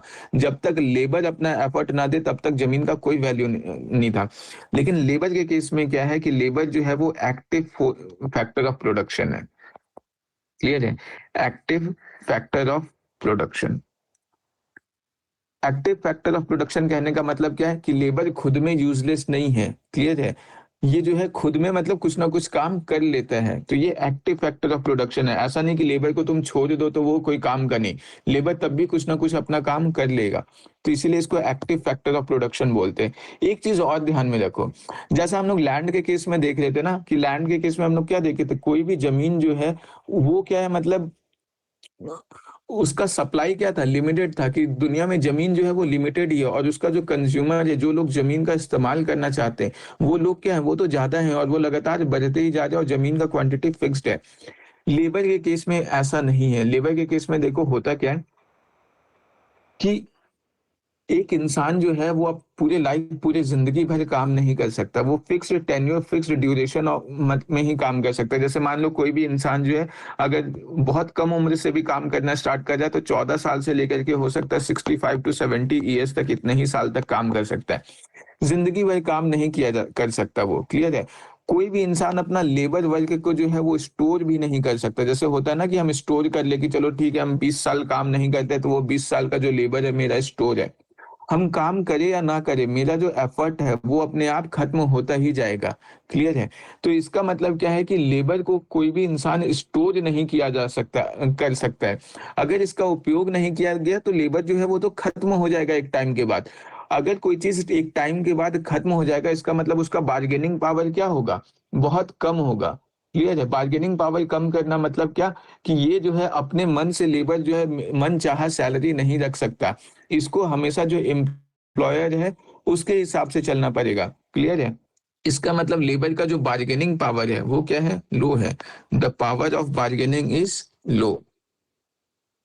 The power of bargaining, bargaining मतलब समझते हो ना, बार्गेनिंग मतलब जो मोल भाव करते हैं हम लोग दुकान में कि भैया कम में दे दो सामान वगैरह का, कि मतलब यहाँ पे लेबर जो है उसका बार्गेनिंग पावर क्या है, बहुत ही कम है। और कम होने का रीजन क्या है, क्योंकि लेबर जो है वो लेबर वर्क जो है इसको ना तो स्टोर किया जा सकता है, और दूसरा क्या है, ये जो है ये पेरिशेबल है। पेरिशेबल मतलब क्या, कि अगर अभी इसका इस्तेमाल नहीं किए तो कुछ टाइम बाद लेबर वर्क जो है वो खत्म हो जाएगा। अगर हम आज अपना काम नहीं किए तो इसका ये मतलब नहीं कि मेरा आज का जो भी एफर्ट था, जो एनर्जी था वो स्टोर हो गया, वो एनर्जी खत्म हो ही गया है, क्लियर है। ऐसा नहीं कि आज के बदले कल हम बहुत ज्यादा एफर्ट दे देंगे, क्लियर है। तो ये जो है ये लेबर वर्क के बारे में, लेबर जो सेकंड फैक्टर ऑफ प्रोडक्शन है इसके बारे में मैंने इंपॉर्टेंट पॉइंट्स बता दिया जो इकोनॉमी के पर्सपेक्टिव से इंपॉर्टेंट है। इसको एक बार समराइज कर लेते हैं, क्लियर है। देखो यहाँ पे हमने क्या देखा, लेबर्स किसको बोलते हैं, वो सारे ह्यूमन एफर्ट को बोलते हैं, चाहे वो फिजिकल हो या फिर मेंटल हो, दोनों एफर्ट जो है वो दोनों इंक्लूड होता है। रिवॉर्ड ऑफ लेबर क्या होता है, कि अगर मैं कोई भी लेबर वर्क कर रहा हूँ तो बदले में मुझे क्या मिलेगा, या तो वेज मिलेगा या तो सैलरी मिलेगा। वेजेस वही जो दिहाड़ी मजदूर होता है जो हम लोग डेली बेसिस पे मिलता है, और सैलरीज जो हो गया वो जो मंथली बेसिस पे होता है, क्लियर है। मैंने बताया कि लेबर इनकम जो है वो क्या है, लार्जेस्ट सोर्स ऑफ इनकम है, क्लियर है। किसी भी मतलब मोस्ट इकोनॉमिस्ट के लिए लार्जेस्ट सोर्स ऑफ इनकम जो होता है वो लेबर ही होता है। की कैरेक्टरिस्टिक्स ऑफ लेबर मैंने बताया कि ये जो है ये एक्टिव फैक्टर ऑफ प्रोडक्शन है, क्योंकि लेबर खुद में यूजलेस नहीं है, क्लियर है। पेरिशेबल है, पेरिशेबल मतलब क्या, अगर आज लेबर वर्क का इस्तेमाल नहीं किए तो कल वो खत्म हो जाएगा। लेबर वर्क को स्टोर करके नहीं रखा जा सकता, क्लियर है। अगर एक दिन का वर्क जो है वो लॉस्ट हो चुका है तो उसको रिकवर नहीं किया जाएगा। इसीलिए तो कहा जाता है कि ये जो अभी 20 से लेकर के जो 30 साल का उम्र जो होता है, ये मतलब बहुत ही ज्यादा हाईली, मतलब मेंटली तौर पे भी और फिजिकली तौर पे भी इंसान सबसे ज्यादा एक्टिव इसी टाइम पे रहता है। इसलिए कहा जाता है कि इस टाइम को जितना ज्यादा हो सके यूटिलाइज कर लो, क्योंकि ये टाइम जब जाएगा तो ऐसा नहीं कि इस टाइम का जो लेबर वर्क है, जो मेंटल लेबर या फिजिकल लेबर जो भी आपने लूज किया उसको आप स्टोर कर सकते हो, कुछ भी स्टोर नहीं होगा, क्लियर है। और क्योंकि उसको स्टोर नहीं किया जा सकता, इसीलिए क्या है, इसका बार्गेनिंग पावर क्या है, बहुत ही ज्यादा कम है, क्लियर है। क्वालिटीज वेरी कर सकता है, ये कोई खास पॉइंट नहीं है। क्वालिटी क्या होता है लेबर का, ये वेरी करता है। वेरी किस चीज पे करेगा, जिस लेबर का स्किल जितना ज्यादा होगा, उसका एडुकेशन जितना ज्यादा होगा, जिसके पास जितना ट्रेनिंग होगा, एक्सपीरियंस होगा, मोटिवेशन होगा, हेल्थ होगा, उस हिसाब से उस लेबर का क्वालिटी भी डिपेंड करता है, क्लियर है। हर लेबर का डिफरेंट कैपेसिटी है, उसका एफिशिएंसी डिफरेंट है, कि कितना काम वो प्रति घंटे कर सकता है, कितना मतलब वो उसका कैपेसिटी क्या है, ये सब चीज वेरी करता है, क्लियर है। तो हम लोग दो फैक्टर ऑफ प्रोडक्शन देख चुके हैं, एक हम लोग जो है वो लेबर के बारे में देख लिए, और दूसरा जो है फैक्टर ऑफ प्रोडक्शन हम लोग लैंड के बारे में देख लिए। अभी जो तीसरा फैक्टर ऑफ प्रोडक्शन जो हम लोग देखेंगे वो देखेंगे कैपिटल के बारे में, क्लियर है। सर देखो क्या, हाँ सर लेबर फोर्स क्या बोल, होता है? लेबर लेबर फोर्स फोर्स क्या होता है, देखो दोनों के बीच का डिफरेंस मैं बता देता हूँ। जो लेबर है ना, ये लेबर का मतलब बेसिकली जो है वर्क होता है, कोई काम है। और जो लेबर फोर्स है, क्लियर है, लेबर फोर्स जो है वो है जो इस काम को करेगा। समझ में आ रहा है? हम लोग जो लेबर अभी हिंदी में जो बोलते हैं ना, हम लोग लेबर मतलब मजदूर समझ लेते हैं। लेबर का मतलब है जैसे मान लो घर बनाने के लिए जो काम है वो वर्क जो है वो लेबर कहलाता है। जब लेबर फोर्स का बात करें तो लेबर फोर्स का मतलब वो काम को जो करने वाले लोग हैं उनको लेबर फोर्स बोल रहे हैं। समझ में आया? Yes sir. चलो ठीक है। अब जो हम लोग नेक्स्ट फैक्टर ऑफ प्रोडक्शन देखेंगे वो हम लोग देखेंगे कैपिटल, कि कैपिटल क्या होता है। देखो ये जो कैपिटल है इसके बारे में मैंने पहले बताया भी था कभी। देखो कैपिटल क्या होता है ना, कैपिटल जो है ये मतलब एक टाइप का प्रोड्यूस्ड मींस ऑफ प्रोडक्शन होता है। इसको अगर मैं अच्छे से समझाना चाहूँ तो ऐसे समझ लो, जब हम लोग किसी भी गुड्स को बोल देना कि ये तो हमारा कैपिटल गुड्स है, कैपिटल गुड्स है, इसका मतलब क्या कि उस गुड्स का उपयोग जो है हम लोग किसी मतलब फ्यूचर में किसी गुड्स या सर्विसेज का प्रोडक्शन में करते हैं। मतलब जैसे सपोज कर लो, मैंने ये बहुत फेमस एग्जाम्पल मैंने बहुत बार बताया, जैसे मान लो ये ए इंसान है, ये बी इंसान है। ए के पास भी कार है, बी के पास भी कार है। हम लोग ए का जो कार है, ए क्या कर रहा है, ये कार का इस्तेमाल कर रहा है बस ऐसे ही घूमने के लिए। क्लियर है? बी जो है वो कार का इस्तेमाल किस लिए कर रहा है, ये ओला उबेर का काम कर रहा है, या फिर मान लो टैक्सी ड्राइवर का काम कर रहा है, कुछ भी इस टाइप का मतलब काम वो अपने कार का ये इस्तेमाल कर रहा है। ए के केस में क्योंकि ए जो है ये कार से कुछ भी कोई ना तो कोई गुड्स प्रोड्यूस कर रहा है ना ही कोई सर्विसेज प्रोड्यूस कर रहा है, तो उस केस में ए जो है उसको हम लोग क्या बोलेंगे, ए का जो कार है वो कैपिटल गुड्स नहीं कहलाएगा। ये चीज ध्यान में रखना, ये बहुत इंपॉर्टेंट कॉन्सेप्ट है। कैपिटल गुड्स मतलब जो पूंजी है वो बी का कार पूंजी कहलाएगा। क्यों? क्योंकि बी जो है वो अपने कार का इस्तेमाल कर रहा है क्या करने के लिए, गुड्स या सर्विसेज को जनरेट करने के लिए। तो बी का कार जो है वो यहाँ पे कैपिटल गुड्स कहलाएगा। ये चीज ध्यान में रखना है। इसीलिए हम लोग कैपिटल गुड्स को क्या बोलते हैं कि these are the produced means of production, produced means of production, कि वैसा प्रोडक्शन वैसा गुड्स जिससे मतलब जिसके इस्तेमाल से कोई हम लोग उत्पादन कर सकते हैं। मीन्स ऑफ प्रोडक्शन का कहने का मतलब है कि उत्पादन करने का मतलब जरिया है ये। क्लियर है? कि कैपिटल गुड्स के माध्यम से हम लोग कोई भी नया चीज को प्रोड्यूस कर सकते हो, उत्पादन कर सकते हैं इसके मदद से। क्लियर है? यहाँ पे देखो ये इन्वेस्टोपीडिया जो है ये काफी अच्छा वेबसाइट है। अगर इकोनॉमी का कोई भी टर्म्स वगैरह नहीं समझ में आए तो यहाँ पे इन्वेस्टोपीडिया को रिफर कर सकते हो। मैं ऐसे ही करता था, मैंने मतलब खुद बहुत सारे टॉपर्स को से इसके बारे में सुना था, और काफी अच्छा वेबसाइट है इकोनॉमी के कॉन्सेप्ट्स को समझने के लिए। तो देखो कैपिटल गुड्स में क्या आता है, कैपिटल गुड्स का मतलब यहाँ पे क्या लिखा हुआ है, वो सारे फिजिकल एसेट्स जो कोई भी कंपनी यूज करता है किस लिए, प्रोडक्शन प्रोसेस में, to manufacture products and services that consumers will later use. मतलब वो कोई भी गुड्स कैपिटल गुड्स तभी कहलाएगा जब कोई कंपनी या इंडिविजुअल उस गुड्स का इस्तेमाल कर रहा है कोई भी गुड्स या सर्विसेज को जनरेट करने के लिए। क्लियर है? ये चीज बहुत इंपॉर्टेंट है, इसको ध्यान में रखना है कि कैपिटल गुड्स कोई भी कब कहलाता है। अब देखो एक चीज, जैसे हम लोग लैंड के केस में देखे थे ना कि जो रिवॉर्ड मिल रहा था वो रेंट मिल रहा था। लेबर के केस में हम लोग देख रहे थे जो रिवॉर्ड मिल रहा था वो हमारा क्या क्या था, वेजेस था या फिर सैलरी था।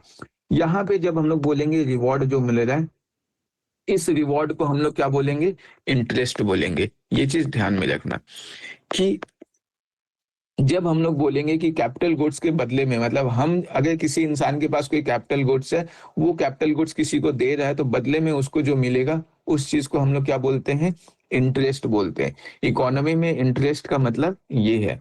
यहाँ पे ये चीज ध्यान में रखना, नॉर्मल वो बैंक वाला इंटरेस्ट जो है वो डिफरेंट है। यहाँ पे जनरली जब भी कैपिटल गुड्स से जो भी इनकम जनरेट कर रहे हैं हम लोग, जो रिवॉर्ड मिल रहा है उसको हम लोग इंटरेस्ट बोलते हैं। अब एक चीज देखो, ये जो कैपिटल गुड्स है, इस कैपिटल गुड्स को बना कौन रहा है, ये तो ह्यूमंस ही बना रहे। क्लियर है? ह्यूमंस बना रहे। अब बिना ह्यूमंस का ये कैपिटल गुड्स खुद में एक्टिव फैक्टर ऑफ प्रोडक्शन होगा क्या? बिल्कुल नहीं होगा ना, क्योंकि अगर इंसान उस कैपिटल गुड्स का इस्तेमाल ही ना करे तो वो कैपिटल गुड्स क्या है, खुद में मतलब यूजलेस है। जब इंसान का लेबर वगैरह हो गया, एफर्ट वगैरह का इनपुट होता है, तभी जो है वो मतलब कुछ हम लोग को प्रोड्यूस करके देता है। मतलब अगर मैं बोलूं तो it is the man that works behind the machine, otherwise capital on its own is क्या है, यूजलेस है। क्लियर है? तो ये चीज ध्यान में रखना कि जो पैसिव फैक्टर ऑफ प्रोडक्शन है ये मतलब एक्टिव नहीं है लेबर की तरह। क्लियर है? तो ये चीज ध्यान में रखना कि कैपिटल क्या है हमारा, पैसिव फैक्टर ऑफ प्रोडक्शन है। क्लियर है? ये जो है ये हमारा पैसिव फैक्टर ऑफ प्रोडक्शन है। लैंड के केस में देखे थे कि लैंड भी पैसिव फैक्टर ऑफ प्रोडक्शन था, लेकिन लैंड के केस में क्या था, उसका मोबिलिटी था, क्या एक जगह से दूसरी जगह जमीन को हम लोग नहीं ले जा सकते थे। लेकिन जो भी हमारा कैपिटल गुड्स है वो सारे को क्या है, हम लोग एक जगह से दो जगह लेकर के जा सकते हैं। इसका मतलब मोबिलिटी क्या है, इसका हाई मोबिलिटी है कि एक जगह से दूसरी जगह हम लोग सामान को लेकर के जा सकते हैं। इवन एक चीज और ध्यान में रखो, जो भी कैपिटल गुड्स है, चाहे वो हमारा कार हो गया, लैपटॉप हो गया, कोई भी मशीन वगैरह हो गया, ये सारा कैपिटल गुड्स क्या है, एक टाइम के बाद मतलब उन लोग का वैल्यू जो है वो खराब होना स्टार्ट हो जाता है ना, डिग्रेड करना स्टार्ट हो जाता है, डेप्रिसिएशन स्टार्ट हो जाता है, मूल्यह्रास होना स्टार्ट हो जाता है। क्लियर है? जैसे सपोज कर लो अभी मेरा मोबाइल फोन है, उस मोबाइल फोन का इस्तेमाल मैं कर रहा हूँ लोगों का मोबाइल रिचार्ज करने के लिए, और बदले में मैं कुछ पैसे अर्न कर रहा हूँ। लेकिन कुछ टाइम बाद हो सकता है कि 4 साल बाद, 5 साल बाद ये मोबाइल फोन खराब हो जाए, टाइम टू टाइम इसका बैटरी बैकअप कम हो जाएगा। क्लियर है? बहुत ज्यादा देर मतलब फोन चलेगा नहीं, हैंग करना स्टार्ट हो जाएगा जैसे जैसे न्यू सॉफ्टवेयर अपडेट्स आएगा। तो 4-5 साल बाद ये मोबाइल फोन तो खत्म हो जाएगा। मतलब क्या है कि ये मोबाइल फोन जो मेरा कैपिटल गुड्स था वो लाइफ टाइम तो रहेगा नहीं, जैसा कि जमीन था कि लाइफ टाइम रह रहा था। तो ये चीज ध्यान में रखना कि जो जमीन है, सॉरी मतलब जो कैपिटल गुड्स है, ये क्या होता है, ये डेप्रिशिएट करता है ओवर टाइम। क्लियर है? मतलब डेप्रिसिएशन इन वैल्यू ओवर टाइम, की समय के साथ इसका क्या होगा, मूल्य ह्रास हो जाता है। क्लियर है? डेप्रिसिएशन इन वैल्यू ओवर टाइम। क्लियर है? ये चीज ध्यान में रखना कि इसका वैल्यू क्या है, टाइम के साथ डेप्रिसिएट करेगा।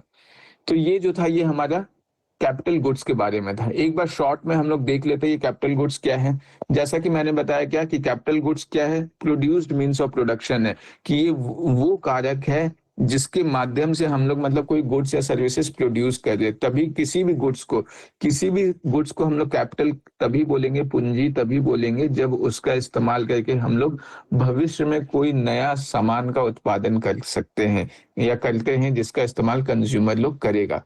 अगर उत्पादन नहीं हो जाए, ना तो कोई गुड्स का उत्पादन हो जाए, ना ही किसी सर्विसेज का प्रोडक्शन हो जाए, तो वैसे केस में उसको कैपिटल गुड्स नहीं बोलेंगे। ये हम लोग देख लिए। जैसे एग्जांपल में मान लो कोई मशीन है, टूल्स है, इक्विपमेंट्स है, कंप्यूटर है, बिल्डिंग है, व्हीकल्स है, कोई रॉ मटेरियल्स है, इन सब का इस्तेमाल कर रहे हैं हम लोग किसी भी गुड्स या सर्विसेज को प्रोड्यूस करने के लिए, तब वैसे केसेस में वो सारा जो है हमारा कैपिटल गुड्स कहलाएगा। जो रिवॉर्ड मिलता है कैपिटल गुड्स में उसको हम लोग क्या बोलते हैं, इंटरेस्ट बोलते हैं। की कैरेक्टरिस्टिक्स क्या क्या मैंने बोला, कैपिटल गुड्स का विशेषता क्या क्या, मैन मेड है कि कैपिटल गुड्स जो है उसका इंसान ही बनाता है सारे कैपिटल गुड्स को। क्लियर है? अब क्योंकि ये इंसान के द्वारा बनाया गया है तो इसको प्रोड्यूस कैसे किया गया, लैंड और लेबर का इस्तेमाल करके किया गया है। ये पैसिव फैक्टर ऑफ प्रोडक्शन है। मैंने बताया कि कोई भी कैपिटल गुड्स जो है खुद में यूजलेस है, जब तक उसका पे ह्यूमन लेबर का एफर्ट का इनपुट ना हो, कैपिटल गुड्स खुद में कुछ भी नहीं कर सकता, खुद ऑपरेट नहीं कर सकता बिना लेबर का। क्लियर है? मोबिलिटी बहुत हाई होता है, एक जगह से दूसरी जगह ले जाया जा सकता है आसानी से।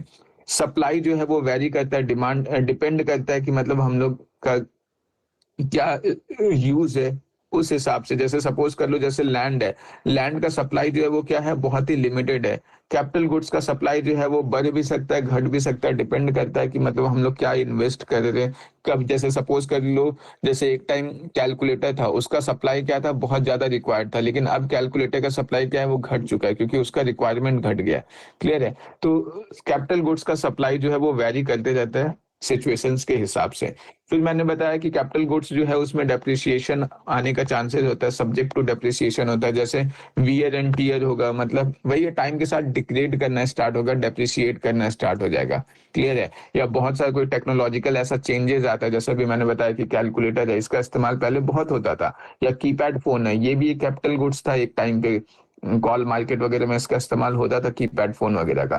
बट अब ये सब क्या है, अब ये सब का टेक्नोलॉजी में चेंज आने की वजह से इन सब का उपयोग अब नहीं होता है।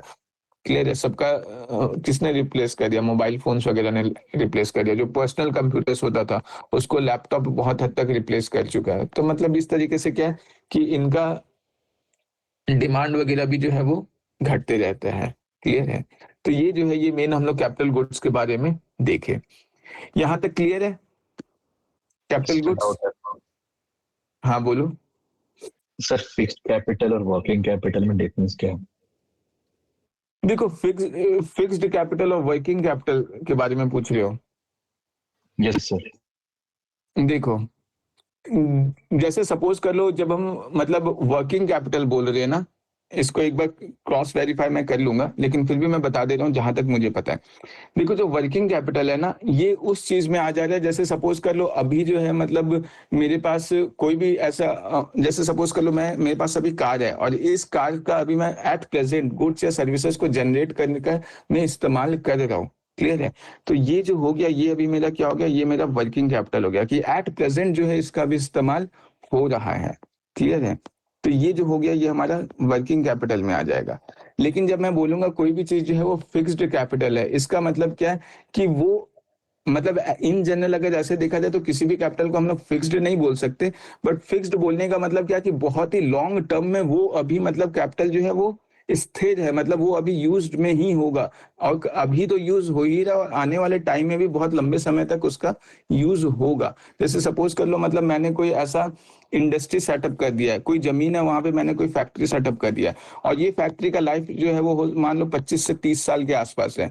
तो इसको मैं फिक्स्ड कैपिटल बोल सकता हूँ कि ये जो है ये मतलब एक तरीके से मेरा फिक्स्ड है। बट वर्किंग में क्या है, जैसे सपोज कर लो इस फैक्ट्री में मेरा अभी कैलकुलेटर का इस्तेमाल हो रहा है या कार का इस्तेमाल हो रहा है, ये सब अभी वर्किंग में है, बहुत लंबा टाइम अभी ये चलेगा नहीं। या कैलकुलेटर का इस्तेमाल हो सकता है 2 साल 3 साल हुआ उसके बाद ये खत्म हो गया। क्लियर है। तो ऐसे में हम लोग बोल सकते हैं कि कौन सा फिक्स्ड है कौन सा वर्किंग वगैरह है। ये समझ में आया क्या? Yes sir.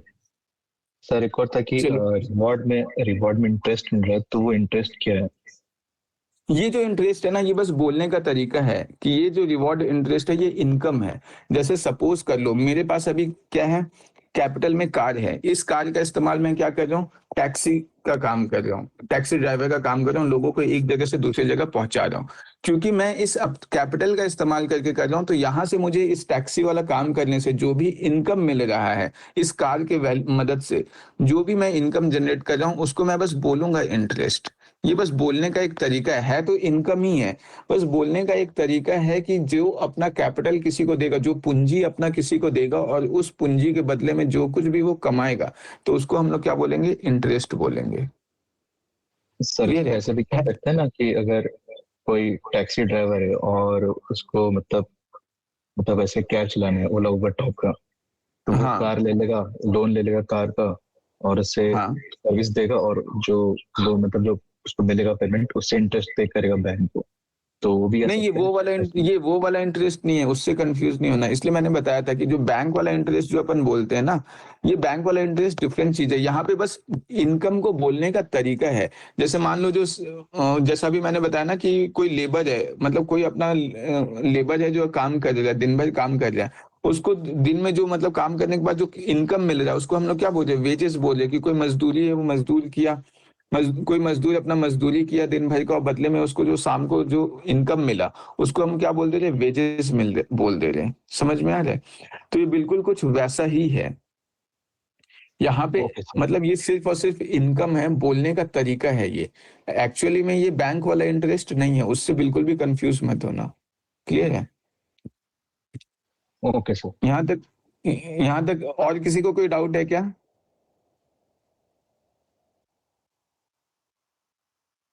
चलो ठीक है, फिर आगे हम लोग आगे कंटिन्यू करते हैं।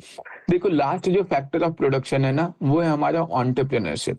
ऑन्टरप्रेन्योरशिप जो है इसको अगर हम लोग देखें तो इसमें हम लोग बोल सकते हैं ऑन्टरप्रेन्योरशिप मतलब क्या, एक काइंड ऑफ उद्यमी बोल सकते हैं कि वो इंसान या वो कंपनी या वो इंस्टीट्यूशन जो रिस्क लेने का काम करता है। मतलब ये जैसे सपोज कर लो किसी लैंड किसी के पास है, किसी के पास लेबर है, क्लियर है, किसी के पास जो है वो कैपिटल है। जो उद्यमी होता है, जो एंटरप्रेन्योरशिप होता है, वो क्या कहता है कि इन तीनों का इस्तेमाल करके, इन तीनों फैक्टर ऑफ प्रोडक्शन का इस्तेमाल करके डिसाइड लेता है कि मतलब रिस्क लेता है कि मैं कुछ प्रोड्यूस करूंगा। क्लियर है। ये तीनों चीज तो मार्केट में है, अलग अलग है, किसी के पास लैंड है, किसी के पास लेबर है, किसी के पास कैपिटल है। कोई एक इंसान या कोई इंस्टीट्यूशन जो ये तीनों चीजों का इस्तेमाल करके रिस्क लेगा कुछ प्रोड्यूस करने का, तो जो वो इंसान रिस्क लेगा उसको हम लोग क्या बोलते हैं, उसको हम लोग एंटरप्रेन्योर बोलते हैं। क्लियर है। एंटरप्रेन्योर, ये एंटरप्रेन्योर हम लोग बोलेंगे किसको, जो इंसान या जो इंस्टीट्यूशन वो रिस्क लेगा तीनों फैक्टर ऑफ प्रोडक्शन, चाहे वो लैंड हो, लेबर हो, कैपिटल हो, इन तीनों फैक्टर ऑफ प्रोडक्शन का इस्तेमाल करके कुछ भी ऐसा नया प्रोड्यूस करने का रिस्क लेगा, उसको एंटरप्रेन्योर बोलेंगे। और इसको जो बदले में रिवॉर्ड मिलेगा, मतलब इसका जो बदले में इनकम होगा इस एंटरप्रेन्योरशिप का, उसको हम लोग क्या बोलेंगे? प्रॉफिट बोलेंगे। क्लियर है? ये चीज ध्यान में रखना है। तो बेसिकली जो एंटरप्रेन्योर है वो इसी को बोलते हैं। और ऐसा कुछ खास इसके बारे में है नहीं, मतलब इसके पास क्या होगा, ये एंटरप्रेन्योर सारा अपना दिमाग लगाएगा, सब कुछ यही करेगा। क्लियर है? एक तरीके से देखा जाए तो ये जो एंटरप्रेन्योर है ना, इसके पास एबिलिटी होता है नेटवर्क क्रिएट करने का, कि लैंड हो गया, लेबर हो गया, कैपिटल, मतलब वो इंसान जिसके पास जमीन है, वो लोग जिन लोग लेबर है, चाहे वो स्किल्ड लेबर हो जिसके पास मेंटल लेबर प्रोवाइड करे, जो फिजिकल लेबर प्रोवाइड करे, या वो इंसान जिसके पास कैपिटल हो, इन तीनों लोगों के का नेटवर्क होता है ये एंटरप्रेन्योर के पास। अगर मतलब मान लो मुझे कोई फैक्ट्री स्टैब्लिश करना है, तो सबसे पहले तो मुझे वो इंसान देखना पड़ेगा जिसके पास जमीन हो, जिससे मैं जमीन या तो रेंट पे ले लूं, या तो अगर खुद का जमीन है तो मैं खुद ही, मतलब लैंड ओनर भी मैं ही खुद हूँ। दूसरा मुझे देखना पड़ेगा कि अगर मतलब उस जमीन पे मतलब इंडस्ट्री सेटअप करना है, तो जो वर्कर्स चाहिए, जो स्किल्ड वर्कर्स चाहिए, वो स्किल्ड वर्कर कहाँ से आएंगे? तो मुझे अपना कांटेक्ट बनाना पड़ेगा उन लेबरर्स से। फिर मुझे कैपिटल चाहिए, मशीन्स चाहिए, तो मुझे देखना पड़ेगा कि जो कैपिटल देगा, जिसके पास मशीन है, उन लोगों से मुझे अपना कांटेक्ट बनाना पड़ेगा। मतलब ये जो एंटरप्रेन्योर है, ये बेसिकली क्या करता है, ये एक नेटवर्क क्रिएट करने का एबिलिटी होना चाहिए इसके पास, मतलब ability to create network. Clear है? कि इसके पास क्या होना चाहिए? कोई भी नेटवर्क क्रिएट करने का एबिलिटी होना चाहिए। तब हम लोग बोलेंगे कि ये क्या है, ये एंटरप्रेन्योर है, और इसका रिवॉर्ड क्या होता है? प्रॉफिट होता है। क्लियर है? ये चीज ध्यान में रखना होता है। और सबसे इंपॉर्टेंट पॉइंट कि ये जो एंटरप्रेन्योर होगा, ये कौन होता है? ये रिस्क टेकर होता है, कि रिस्क लेने का क्षमता होता है इसमें। क्लियर है? कोई भी इंसान जो है ऐसे एंटरप्रेन्योर नहीं बन सकता। जिसका फाइनेंशियल बैकग्राउंड वगैरह थोड़ा अच्छा होता है, वही वो उस लेवल पे रिस्क लेने का, या मतलब कोई भी जिसको लग रहा है कि हाँ हम ये रिस्क ले सकते हैं, क्योंकि ये कोई भी गुड्स को प्रोड्यूस करने पे क्या है, आपको लॉस भी बहुत ज्यादा हो सकता है, क्योंकि गुड्स प्रोड्यूस करके आप करोगे क्या, जब तक आपका प्रोड्यूस जो है वो कंज्यूमर खरीदेगा नहीं। तो ये डिपेंड करता है कि कंज्यूमर आपका गुड्स खरीदे या नहीं खरीदे, तो ये बहुत ही रिस्की चीज होता है। इसीलिए मतलब ये एंटरप्रेन्योर जो होते हैं, इनको हम लोग रिस्क टेकर भी बोलते हैं, कि वो इंसान जो रिस्क लेगा लैंड, लेबर और कैपिटल तीनों के हेल्प से कोई भी गुड्स या सर्विसेज को प्रोड्यूस करने का, उसको हम लोग एंटरप्रेन्योर बोलेंगे। क्लियर है? तो ये हम लोग शॉर्ट में देख लेते हैं इसके बारे में क्या है। एंटरप्रेन्योर क्या है? वो पर्सन या इंस्टीट्यूशन है जो organises and combines land, labour and capital, जो लैंड, लेबर और कैपिटल इन तीनों को ऑर्गेनाइज करता है। किस लिए? फॉर प्रोडक्शन, मतलब वो प्रोडक्शन, कोई भी चीज का उत्पादन करने के लिए इन तीनों का इस्तेमाल करता है। और क्या करता है? And bears the risk and uncertainty involve in business, कि उस बिजनेस में जो भी रिस्क है या अनसर्टेनिटी है, उस सबको कौन बियर करेगा, कौन ले रखेगा अपने पास? यही रखेगा, मतलब एंटरप्रेन्योर रखेगा। क्लियर है? अनसर्टेनिटी मतलब क्या? अनसर्टेनिटी मतलब जैसे कोई भी चीज सर्टेन नहीं है, फिक्स नहीं है, कभी भी कुछ भी हो सकता है, और बिजनेस वैसे ही चलता है, कभी भी कुछ भी हो सकता है। कोई नहीं सोचा था कि जियो सडन आएगा और सारे का सारा टेलीकॉम इंडस्ट्रीज बंद हो जाएगा, या कोई नहीं सोचा था कि मतलब रांची में दृष्टि आएगा और फिर बहुत सारे जो कोचिंग्स हैं उनको इतना ज्यादा लॉस हो जाएगा। तो ये सारा क्या है? ये अनसर्टेनिटी है। तो बिजनेसेस में ये अनसर्टेनिटी होता है, और जो इन रिस्क को बियर करता है उसको हम लोग क्या बोलते हैं? उसको हम लोग एंटरप्रेन्योर बोलते हैं। क्लियर है? तो वही है, एंटरप्रेन्योर जो होता है वो की डिसीजंस लेता है कि क्या प्रोड्यूस करना है, किस चीज का उत्पादन करना है, कैसे करना है, और वो प्रोड्यूस जो है वो मतलब किसको बेचना है, ये सब चीज का डिसीजन कौन लेगा? एंटरप्रेन्योर लेगा। एक एंटरप्रेन्योर को, किसी भी उद्यमी को, मतलब जो इनकम होता है, उस इनकम को हम लोग क्या बोलते हैं? उस इनकम को हम लोग बोलते हैं प्रॉफिट। क्लियर है? फिर हम लोग देखते हैं कि प्रॉफिट जो है वो क्या है। ये सब हटाओ, रेसिडुअल इनकम हो गया सब। देखो रेसिडुअल इनकम जो है होता है वो बेसिकली ये होता है कि मान लो तुमको कोई पैसा मिला, अब ये पैसा मिला उसमें तो बहुत सारा खर्चा भी है। मतलब सपोज कर लो मैं कोई जॉब कर रहा हूँ, और जॉब कर रहा हूँ, बदले में क्या है कि वो जॉब का जो डिस्टेंस है वो यहाँ से 10 किलोमीटर है। डेली मुझे आने जाने में जो है वो 100 रुपए का खर्च होता है। डेली 100 रुपए का खर्च हो रहा है, मतलब क्या कि 3 दिन में 300 रुपए, मतलब 30 दिन में 3,000 रुपए का खर्च हो रहा है। अब क्या है, मेरा इनकम जो है वो हो सकता है, इनकम मेरा सैलरी मेरे को दे रहा है 10,000 रुपए, तो मेरा जो रेसिडुअल इनकम होगा वो क्या होगा, ये 3,000 रुपए तो मुझे आने जाने में ही लॉस हो जाएगा, मतलब 7,000 रुपए मेरा रेसिडुअल इनकम होगा। तो ये कुछ उस टाइप का होता है, ये ऐसे ही बस टर्मिनोलॉजी यूज है कि प्रॉफिट जो है वो रेसिडुअल इनकम को देख करके किया जाता है, वो यहाँ पे ये बोलने का कोशिश कर रहा है कि एंटरप्रेन्योर जो भी प्रॉफिट अपना देखता है वो देखता है कि उसका क्या क्या, मतलब मेन जो रेसिडुअल इनकम जो बच गया, रेसिडुअल मतलब जो बच गया एक्सपेंसेस के बाद, वो जो है उसको देख करके करते हैं। मेन जो कैरेक्टरिस्टिक बताया मैंने एंटरप्रेन्योरशिप का क्या, कि रिस्क बियर, रिस्क कौन देखेगा, यही देखेगा। क्लियर है। इंजन ऑफ इकोनॉमिक डेवलपमेंट वगैरह बोलते हैं, ये सब तो ऐसे ही है। डिसीजन मेकर है, एबिलिटी टू क्रिएट नेटवर्क, ये इंपॉर्टेंट है कि सप्लायर, वर्कर, इन्वेस्टर, मार्केट, ये सब के बीच में नेटवर्क कौन क्रिएट करेगा, यही करेगा। मैंने अभी बताया था ना कि यहाँ पे लैंड, लेबर, कैपिटल, इन सब के बीच में क्या है, एबिलिटी टू क्रिएट नेटवर्क, जिसके पास होता है वही एंटरप्रेन्योर बन सकता है। अगर आपके पास नेटवर्क बहुत अच्छा नहीं है तो आप उद्यमी भी बहुत अच्छे नहीं बन पाओगे। क्लियर है। तो ये सब चीज जो है वो मायने रखता है। तो वही है रिस्क टेकर वगैरह। देखो ये एक बहुत अच्छा लाइन है जो यूज कर सकते हो कि entrepreneur is the catalyst that transform resources into productive assets. कि एंटरप्रेन्योर जो है वो कैटलिस्ट, कैटलिस्ट मतलब समझ लो ऐसा कि जो किसी भी रिएक्शन को बढ़ा देता है या किसी भी काम को, किसी भी काम में वो तेजी लाता है, रफ्तार लाता है। तो कोई भी मान लो ये रिसोर्स है, ये रिसोर्स क्या है, मान लो एक गांव है, उस गांव में जमीन भी है, लैंड भी है, उस गांव में जो है लेबर भी है, और एंटरप्रेन्योर जो है उसके पास किसी लोगों का नेटवर्क है जहां से वो कैपिटल का जुगाड़ कर सकता है। ये गांव का जमीन तो ऐसे खुद में यूजलेस था, लेकिन एंटरप्रेन्योर क्या किया, उन गांव वाले से जमीन लिया, लेबर जो है, जो मैनुअल लेबर वगैरह था वो गांव के लोगों को लिया, स्किल्ड लेबर जो है वो अपने कॉन्टेक्ट के थ्रू बुलाया, फिर कैपिटल को इंट्रोड्यूस किया इस गांव में, और इस गांव से वो अब क्या किया कि प्रोडक्टिव एसेट्स को प्रोड्यूस कर रहा है। तो ये जो प्रोडक्टिव एसेट्स को प्रोड्यूस कर रहा है वो ऐसे ही तो नहीं कर रहा है, वो तभी कर पा रहा है जब यहाँ पे एंटरप्रेन्योरशिप जो है वो मतलब बीच में इंटरफेयर कर रहा है। क्लियर है। तो एंटरप्रेन्योरशिप जो है एक टाइप का कैटलिस्ट का काम करता है कि किसी भी रिसोर्सेज को वो प्रोडक्टिव एसेट्स में ट्रांसफॉर्म करता है। क्लियर है। तो ये जो है ये हमारा फैक्टर ऑफ प्रोडक्शन हम लोग कंप्लीट कर चुके हैं। अब हम लोग हल्का सा जो मेंस में हम लोग देख सकते हैं कि जो फैक्टर ऑफ प्रोडक्शन है, देखो ये चार चीज तो हर कंट्रीज के पास है लगभग, लैंड तो हर कंट्रीज के पास है ही, लेबर लगभग हर कंट्रीज के पास है। क्लियर है। रिस्क लेने के लिए जो एंटरप्रेन्योर है, ये एंटरप्रेन्योर भी जो है वो लगभग हर कंट्रीज के पास है। और कैपिटल जो है ये सब कंट्रीज के पास नहीं, लेकिन मेजोरिटी के पास तो है ही है। मेजोरिटी के पास नहीं तो कैपिटल प्रोड्यूस करने के लिए जो लेबर चाहिए वो लेबर तो हर कंट्रीज के पास है ही। लेकिन फिर भी ऐसा क्या है जो हम लोग देखेंगे कि लैंड, मतलब जो डेवलपिंग कंट्रीज है और जो डेवलप्ड कंट्रीज है, इसमें इतना बड़ा डिफरेंस है। देखो हर एक चीज में एक एक करके डिफरेंस देख लेते हैं। जैसे मान लो सबसे पहला डिफरेंस देख रहे हैं जमीन का। जमीन जो है वो क्या, डेवलपिंग कंट्रीज के पास भी है, जो विकसित देश है उसके पास भी है, और विकासशील देश जो है दोनों के पास है। अंतर कहाँ कहाँ आ जाता है, जैसे सपोज कर लो इंडिया के पास जो जमीन है उससे इंडिया खेती कर रहा है। क्लियर है। ये लैंड का इस्तेमाल इंडिया किस लिए कर रहा है, एग्रीकल्चर के लिए कर रहे हैं। ये इंडिया कर रहा है और दूसरा जो है यूएसए भी कर रहा है। अब क्या है, इंडिया जो एग्रीकल्चर कर रहा है उससे जो उत्पादन है, क्योंकि इंडिया के पास बहुत बेटर टेक्नोलॉजी नहीं है, बहुत बेटर सीड्स नहीं है। क्लियर है।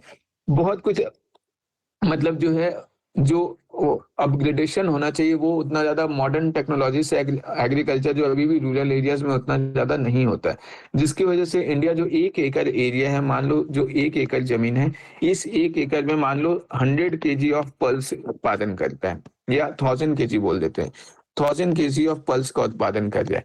लेकिन क्योंकि यूएसए के पास टेक्नोलॉजी है तो वो क्या कर रहे हैं, वो सेम इस 1 एकड़ जमीन में क्या कर रहा है, 1000 kg के बदले 10,000 kg का पल्स उत्पादन कर रहा है।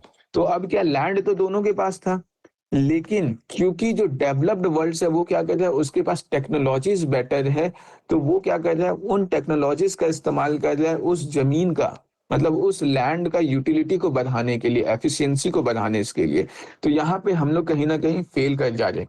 कि इवन इंडिया के पास देखा जाए तो ऐसा नहीं कि इंडिया के पास बिल्कुल भी टेक्नोलॉजी नहीं है, बट जो टेक्नोलॉजीज हैं भी, उन टेक्नोलॉजीज का इस्तेमाल लैंड के एफिशिएंसी को, प्रोडक्टिविटी को, यील्ड को बढ़ाने के लिए यूज उतना ज्यादा नहीं किया जा रहा है जितना करना चाहिए। तो यहाँ पे कहीं ना कहीं लैंड के मामले में हम लोग क्या होते हैं, पीछे रह जा रहे हैं। मतलब अगर हम लोग लैंड के केस में देखें तो लैंड के केस में हम लोग को क्या देखने को मिल रहा है कि जो डेवलप्ड कंट्रीज है, ये जो है ये क्या है, हमसे थोड़ा आगे है। उसके बाद अगला अगर हम लोग देखें लेबर के केस में, तो देखो जो दूसरा हम लोग फैक्टर ऑफ प्रोडक्शन देखें लेबर में, तो लेबर में क्या देखने को मिल जाए, लेबर में क्या है, वो लोग जो काम कर सकते हैं। अब यहाँ पे क्या देखा जाए, इंडिया का पॉपुलेशन तो बहुत ज्यादा है, तो इंडिया का लेबर वर्क क्या है, बहुत ज्यादा है। यूएसए का लेबर वर्क क्या है, काफी ज्यादा कम है। क्लियर है। लेकिन उसके बाद भी लेबर जो है वो भले यूएसए का कम है, लेबर फोर्स यूएसए का कम है, लेकिन यूएसए का लेबर फोर्स क्या है, स्किल्ड है। क्लियर है। इसके पास स्किल जो कौशल क्षमता है वो बहुत ज्यादा है, एडुकेटेड है, बहुत ज्यादा पढ़ा लिखा लेबर फोर्स है और मोटिवेटेड है। इंडिया के केस में क्या है, जो लेबर फोर्स है, मेजोरिटी लेबर फोर्स क्या है, अनस्किल्ड है। इवन अगर करंट अफेयर में देखो तो लगातार इस टाइप का स्टेटमेंट आता रहता है कि इवन जो इंडिया का जो आईआईटीज वगैरह भी है, वहां से भी जो लोग पढ़ के निकल रहे, जो कंपनीज है वो मतलब बहुत ज्यादा उनको हायर अब नहीं कर रहे। इंजीनियरिंग में देखोगे कि बहुत ज्यादा डाउनफॉल आया है प्लेसमेंट में। उसके पीछे रीजन यही बताया जाता है कि जो लेबर जो मतलब वर्कफोर्स वहां से तैयार हो रहा है आईआईटी से भी, वो भी उतना ज्यादा स्किल्ड नहीं है जो कंपनीज को चाहिए। मतलब उस लेवल का स्किल वहां पे भी नहीं मिल पा रहा, जो कि इंडिया का टॉप इंस्टीट्यूट है। तो अगर वहां पे ऐसा कंडीशन है तो आगे फिर हम लोग क्या ही बोले। फिर एडुकेशन का जो मेजोरिटी मतलब बहुत बड़ा जो वर्क फोर्स है इंडिया का, जो लेबर फोर्स है, ये लेबर फोर्स कैसा है, अनएडुकेटेड है, कि मतलब पढ़ा लिखा बहुत ज्यादा नहीं है, स्किल्ड बहुत ज्यादा नहीं है, बहुत ज्यादा मोटिवेशन नहीं है। मोटिवेशन नहीं होने का मतलब क्या, कि इंडिया में जो हम लोग जॉब कर रहे हैं वो मेनली किस तरीके से जॉब कर रहे हैं कि बस सैलरी मिल जाए किसी तरीके से।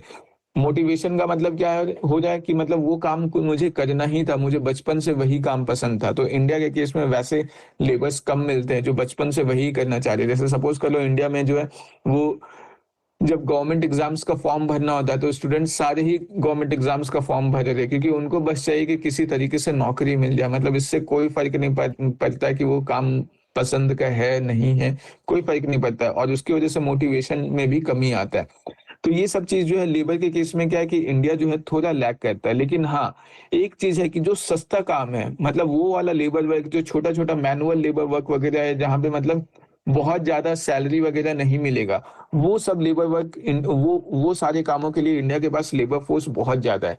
इसीलिए देखोगे कि जो कंपनीज वगैरह हैं, जो डिवाइस का असेंबल होता है, असेंबलिंग वाला काम जो है, ये सब इंडिया में बहुत ज्यादा होता है। जैसे सपोज कर लो अभी जो इंडिया में जो मोबाइल फोन्स वगैरह मिलते हैं, 98% मोबाइल फोन्स ऐसे हैं जो असेंबल इन इंडिया हैं। क्लियर है। ये देखने को मिलेगा अभी लगभग हर मोबाइल फोन्स में देखने को मिल जाता है मैन्युफैक्चर्ड इन इंडिया। एक्चुअली वो मैन्युफैक्चर्ड इन इंडिया नहीं है, असेंबल इन इंडिया है। क्यों? क्योंकि वो काम के लिए बहुत ज्यादा लेबर वर्क, मतलब बहुत ज्यादा स्किल्ड लेबर वर्क का ऐसा कोई जरूरत नहीं है। क्लियर है। तो वो सब असेंबलिंग वगैरह का काम के लिए क्या होता है, जो डेवलप्ड वर्ल्ड से वो कहाँ पे शिफ्ट करते हैं, वो इंडिया जैसा कंट्रीज में शिफ्ट करते हैं। कि कार वगैरह का टेक्नोलॉजी कहाँ पे बनेगा, वो उसके लिए जो लेबर चाहिए वो तो स्किल्ड लेबर चाहिए, वो आपको डेवलप्ड वर्ल्ड में यूएसए वगैरह में देखने को मिल रहे हैं। बट वो कार का बनाने का, कोई इंजन बनाने का टेक्नोलॉजी तो यूएसए के लेबर्स लोग पता कर लिए। बट अब वो कार जब इंडिया में आएगा और उसका असेंबलिंग का काम के लिए वो फैक्ट्री कहाँ चूज करेगा, कि अगर पूरे एशिया में यूएसए को मान लो फोर्ड बेचना है, तो वो क्या देखेगा, इंडिया में सोचेगा असेंबलिंग का फैक्ट्री लगा देते हैं। क्योंकि कि इंडिया में उसको बहुत सारे ऐसे लेबर्स मिल जाएंगे जो कार वगैरह का असेंबल करने वगैरह में मतलब काम कर सकते हैं। क्लियर है। तो इन चीजों का फैक्ट्री में यहाँ पे देखने को मिलता है। अब देखो एक चीज और मैं बता देता हूँ, जैसे अभी मैंने क्या बताया कि जो डेवलप्ड वर्ल्ड है, जो विकसित देश है, उसके पास क्या है, स्किल लेबर है। क्लियर है।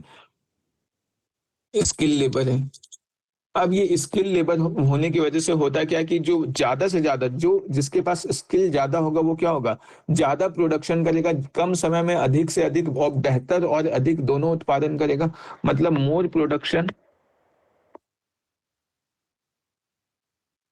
Production in less time. Clear है। कि कम समय में ज्यादा से ज्यादा प्रोड्यूस करेगा।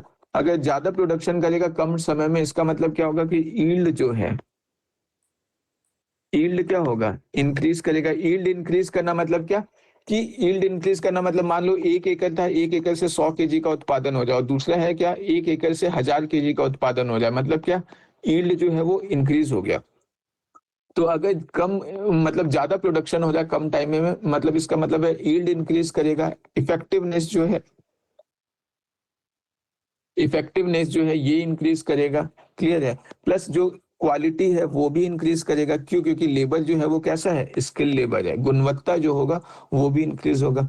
ये सब जब इंक्रीज करेगा तो जो कॉस्ट ऑफ प्रोडक्शन है, क्योंकि लेबर स्किल्ड है तो वो कम खर्च में ज्यादा अच्छा प्रोड्यूस करेगा। इसका मतलब क्या है, reduce cost of production. Clear है? Reduce cost of production. और कॉस्ट ऑफ प्रोडक्शन घटेगा, इसका मतलब क्या है कि इंडिया जो है, अगर या जो भी देशों के पास जो इतना ज्यादा जो प्रोड्यूस हो जाए वो बहुत सस्ते दाम में हो जाए, तो वो दूसरे देशों में भी क्या होगा, सस्ते दामों में बेचेगा। मतलब उसका जो एक्सपोर्ट है, जो निर्यात है वो क्या होगा, वो बढ़ेगा। और अगर निर्यात बढ़ेगा तो वो दूसरे देशों में बेचेगा। इसीलिए देखो जो डेवलप्ड वर्ल्ड का सामान है वो दूसरे देशों में ज्यादा बिकता है। चाइना का सामान इतना ज्यादा वर्ल्ड ओवर क्यों बिक रहा है? क्यों? क्योंकि वो उसके पास लेबर जो है वो बहुत ही ज्यादा स्किल्ड है। बहुत स्किल्ड लेबर होने की वजह से क्या हो रहा है, वो कम समय में ज्यादा प्रोड्यूस कर पा रहा है, ज्यादा ज्यादा यील्ड प्रोड्यूस कर पा रहा है, ज्यादा इफेक्टिवनेस होता है, मतलब क्वालिटी जो है वो उसका गुणवत्ता ज्यादा है, प्रभावशाली ज्यादा है, कम समय में ज्यादा से ज्यादा काम कर रहा वहां का लेबर लोग। और उसकी वजह से क्या हो जाए, जो कॉस्ट ऑफ प्रोडक्शन है, लागत है किसी भी चीज को प्रोड्यूस करने का, वो कॉस्ट ऑफ प्रोडक्शन काफी ज्यादा कम है। और उसकी वजह से उन लोग पूरे दुनिया भर में अपना सामान बेच पा रहे हैं। तो वही चीज मैं बताना चाह रहा हूँ कि देखो ये जो लेबर है, ये क्या हो रहा है, लेबर के हेल्प से ये अपना जो प्रोड्यूस है वो बहुत ज्यादा बढ़ा चुका है। क्लियर है? सेम केस अगर हम लोग कैपिटल के केस में देखें तो कैपिटल में भी वही है कि इंडिया इंडिया जैसा जो कंट्रीज है, जो डेवलपिंग कंट्रीज है, इसके पास कैपिटल बहुत ज्यादा अच्छा है नहीं। चाहे वो मशीन्स हो, इंडिया जो है मशीन्स वगैरह में बहुत पीछे है, चाहे टेक्नोलॉजी वगैरह हो, बहुत ज्यादा, मतलब जो रिसर्च एंड डेवलपमेंट वगैरह है मशीन्स में, टेक्नोलॉजी वगैरह में हम लोग बहुत पीछे हैं। बहुत कम ही ऐसा सुनोगे कि मतलब इंडिया जो है खुद का कुछ ऐसा डिवाइस वगैरह लॉन्च कर लिया। आसपास रूम में जितना भी मोबाइल डिवाइसेस वगैरह है, बस मोबाइल डिवाइसेस ही नहीं, जो भी डिवाइसेस हैं सबको देखो, सबका उत्पत्ति देखो, कुछ भी ऐसा इंडिया में देखने को नहीं मिलेगा कि मतलब ये सब इंडिया का खुद का कुछ देन है। सब देखने को मिलेगा, सबका इनोवेशन वगैरह जो है, कैपिटल वगैरह सब कहाँ पे जनरेट हो रहा है, फॉरेनर्स, मतलब फॉरेन कंट्रीज वगैरह, डेवलप्ड कंट्रीज वगैरह में ही हो रहा है। क्लियर है? फिर जो है ऑन्टरप्रेनर्स हम लोग देखें अगर, तो सेम चीज ऑन्टरप्रेनर के साथ भी होता है। क्लियर है कि जो उद्यमी लोग हैं, ये उद्यमी भी कहाँ हम लोग को देखने को मिलेंगे, जो डेवलप्ड वर्ल्ड से है वहां के उद्यमी जो होते हैं वो ज्यादा रिस्क ले सकते हैं। क्यों ज्यादा रिस्क ले सकते हैं? वो ज्यादा रिस्क इसलिए ले सकते हैं क्योंकि वो उनका फाइनेंशियल बैकअप जो है वो ज्यादा स्ट्रांग है, पहला रीजन। और दूसरा रीजन क्या, कि जो अवेबिलिटी है उनके पास, बेटर लेबर का अवेबिलिटी है, बेटर क्वालिटी ऑफ लैंड का अवेबिलिटी है, और बेटर क्वालिटी ऑफ कैपिटल का अवेबिलिटी है। अगर उन्हें पहले से ही ये तीनों चीज अच्छा मिल रहा है तो उनके लिए रिस्क लेना कोई बहुत बड़ा टास्क नहीं है। इंडिया के केस में क्या है कि हम लोग के पास लेबर का क्वालिटी भी बहुत अच्छा नहीं है, लैंड का क्वालिटी भी बहुत अच्छा नहीं है, और कैपिटल का भी क्वालिटी बहुत अच्छा नहीं है।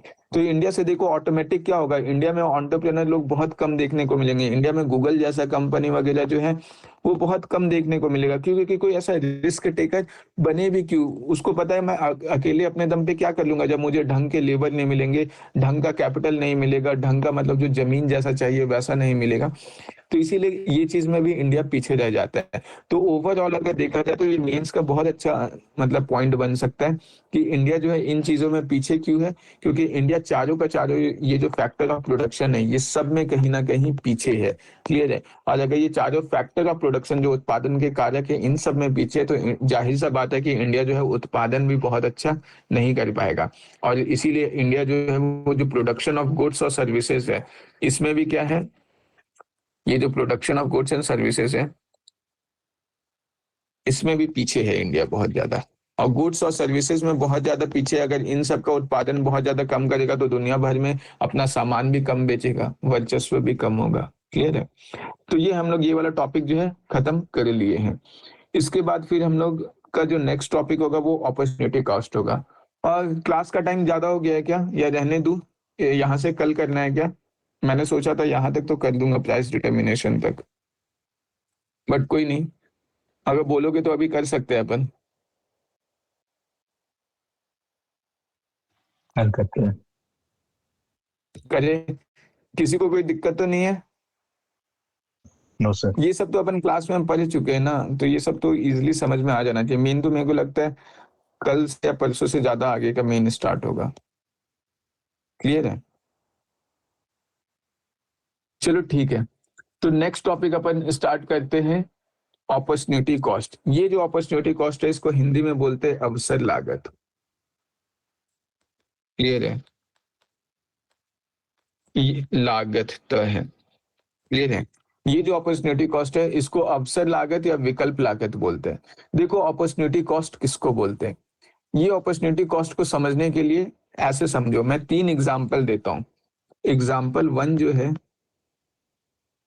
ये मैं दे रहा हूं किसका, फार्मर का। क्लियर है? एक किसान का एग्जांपल दे रहा हूं। मान लो एक किसान है, ये जो है एक जमीन है उसका, मान लो ये 1 एकड़ का जमीन है। इस 1 एकड़ की जमीन से वो साल का 1 लाख रुपए जो है वो जनरेट कर रहा है। क्लियर है? ये किसान, और ये खुश है। दूसरा एग्जांपल देख लो क्या है, एक और एग्जांपल ले लो, एक कुक है। क्लियर है? ये कुक जो है ठेला लगाता है। ये जो ठेला लगाता है ये साल का अपने ठेले से 1 लाख रुपए ये भी जनरेट कर ले रहा है, मतलब 1 लाख रुपए साल का ये भी कमा लेता है। तीसरा एग्जांपल ले लो कि कोई एक इंसान है जो शेयर मार्केट में इन्वेस्ट करता है। क्लियर है? ये पर्सन है जो शेयर मार्केट में पैसा लगा रहा है। क्लियर है?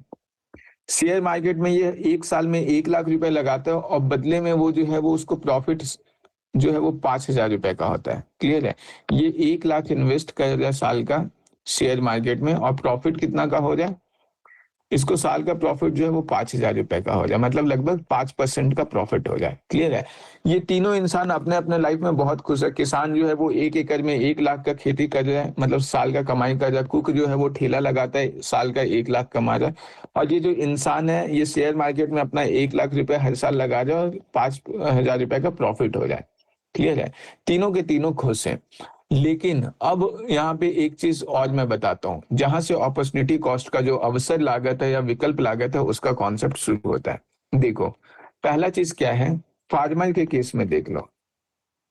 फार्मर के केस में क्या है, मान लो कि ये जो पर्सन है, ये जो किसान है, इस किसान को क्या है कि कोई एक इंसान जो है ये ऑफर दिया है कि मतलब ये जो जमीन, जिस जमीन पे ये 1 एकड़ का जो जमीन है इस पे जो है ये उस इंसान को रेंट पे दे दे। अगर वो रेंट पे दे देता है तो रेंट पे कितना भी बोल है कि 10,000 रुपए वो महीना का देगा उस किसान को। अगर कोई इंसान जो है फार्मर का उस 1 एकड़ का जमीन पे 10,000 रुपए महीना का देगा तो किसान को साल का कितना कमाई होगा, 12 महीना में 12 इंटू 10,000, 1,20,000। हाँ 1.2 लाख का कमाई होगा। और ऐसे फार्मर कितना कमा रहा था, 1 लाख कमा रहा था, वो भी अपना पूरा एफर्ट देने पे। यहाँ पे तो उसको बैठे बैठे जमीन से 1,20,000 का कमाई होगा। बस 1,20,000 का ही कमाई नहीं हो जाए, साथ ही साथ अगर देखा जाए तो ये किसान अगर कुछ एक्स्ट्रा काम करता है, मतलब क्योंकि अभी तो उसको अब कोई काम करना है नहीं, खेती करना है नहीं, तो अगर कुछ एक्स्ट्रा काम करता है तो उस एक्स्ट्रा काम के माध्यम से वो क्या है कि एडिशनल कुछ अर्न कर सकता है। क्लियर है? मान लो एडिशनल जो है वो उसको कोई नौकरी लग सकता है 40,000 रुपए का, 40,000 रुपए का वो साल का एडिशनल मान लो छोटा सा सस्ता सा ये साल का ऐसे कमा सकता है। मतलब टोटल अगर वो चाहे, अगर वो अपना खेत को रेंट पे दे दे तो उसको टोटल कितना कमाई होगा, 1,20,000 प्लस 40,000, टोटल 1,60,000 का कमाई होगा। क्लियर है? लेकिन किसान जो है वो अपना इतना कुछ वो कैलकुलेट किया नहीं, उसको इतना कुछ के बारे में पता नहीं था, उसको बस लगा कि हम रेंट पे नहीं देंगे उसको 10,000 में। क्लियर है? कहीं हमको नुकसान ना हो जाए, या हम खाएंगे क्या, हम रहेंगे कैसे, ये सब उसको ऐसा लग रहा है। बट अगर देखा जाए तो ऐसे वो उस जमीन से 1 लाख रुपए कमा जाए, अगर वो रेंट पे दे देता और रेंट पे देने के बाद उसको 1,20,000 उस जमीन से मिल जाता, और साथ ही साथ वो अगर कुछ एडिशनल ऐसा जॉब कर लेता है, कोई भी ऐसा मजदूरी कर लेता, तो उससे उसको साल का 40,000 अलग हो जाता, मतलब टोटल 1,60,000 होता। मतलब वो एक्स्ट्रा कितना कमाता, 60,000 रुपए एक्स्ट्रा कमाता ना। तो ये 60,000 रुपए उसका क्या हो गया, अपॉर्चुनिटी कॉस्ट, कि उसको एक अपॉर्चुनिटी मिल रहा था, एक बेटर अल्टरनेटिव मिल रहा था, लेकिन वो उस बेटर अल्टरनेटिव को क्या किया, मतलब समझ नहीं पाया, जिसकी वजह से उसको एक तरीके से कितना का नुकसान हो जाए, 60,000 का। 60,000 का ऐसा कोई उसको नुकसान नहीं हो जाए, लेकिन हम लोग जब नेक्स्ट बेस्ट अल्टरनेटिव से देख रहे, कंपेयर कर रहे, तो हम लोग को साफ साफ दिख रहा है कि अगर ये वाला काम करता तो उसको 60,000 का और फायदा होता। तो उस हिसाब से हम लोग बोल रहे कि अपॉर्चुनिटी कॉस्ट जो है वो प्रॉफिट लॉस्ट है, मतलब वो फायदा है जो वो उसको नुकसान में चला गया। जो अगर वो अपना नेक्स्ट बेस्ट अल्टरनेटिव जो उसके पास अवेलेबल है उसको अगर चुन लेता, तो अगर ये किसान जो है वो ये जमीन रेंट पे दे देता तो उसको हो सकता है साल का 60 लाख रुपए, अगर ये कोई काम नहीं भी करता तब भी साल का 20 हजार रुपए क्या होता एडिशनल वो कमाता घर में बैठे बैठे। तो वो उसका कहीं ना कहीं अपॉर्चुनिटी कॉस्ट हो गया, ये 60 हजार रुपए। समझ में आ रहा है? तो ये जो है ये अपॉर्चुनिटी कॉस्ट है। सिमिलर एग्जांपल देख लो, मान लो ये कुक का है कि ये जो कुक है ये अभी क्या कर रहा है कि साल का 1 लाख रुपए कमा रहा है। अब मान लो कोई रेस्टोरेंट वाला है, ये रेस्टोरेंट वाले इस कुक को जो है ऑफर दे रहा है कि तुम मेरे पास आकर के मेरे रेस्टोरेंट में खाना बना दो, मैं तुम्हें बदले में महीने का जो है वो कितना दे दूंगा, 12 हजार रुपए दे दूंगा। 12 हजार महीने का देना, इसका मतलब क्या, साल का 12 हजार इंटू 12 कितना होगा, 12 144, मतलब 1,44,000 रुपए साल का। और ये ऐसे कितना कमा रहा था ठेला पे खाना बेच के, 1 लाख रुपए। अगर वो कहीं पे रेस्टोरेंट में नौकरी कर लेता, कुक का नौकरी कर लेता, तो उस साल का कितना कमाता, 1,44,000 रुपए।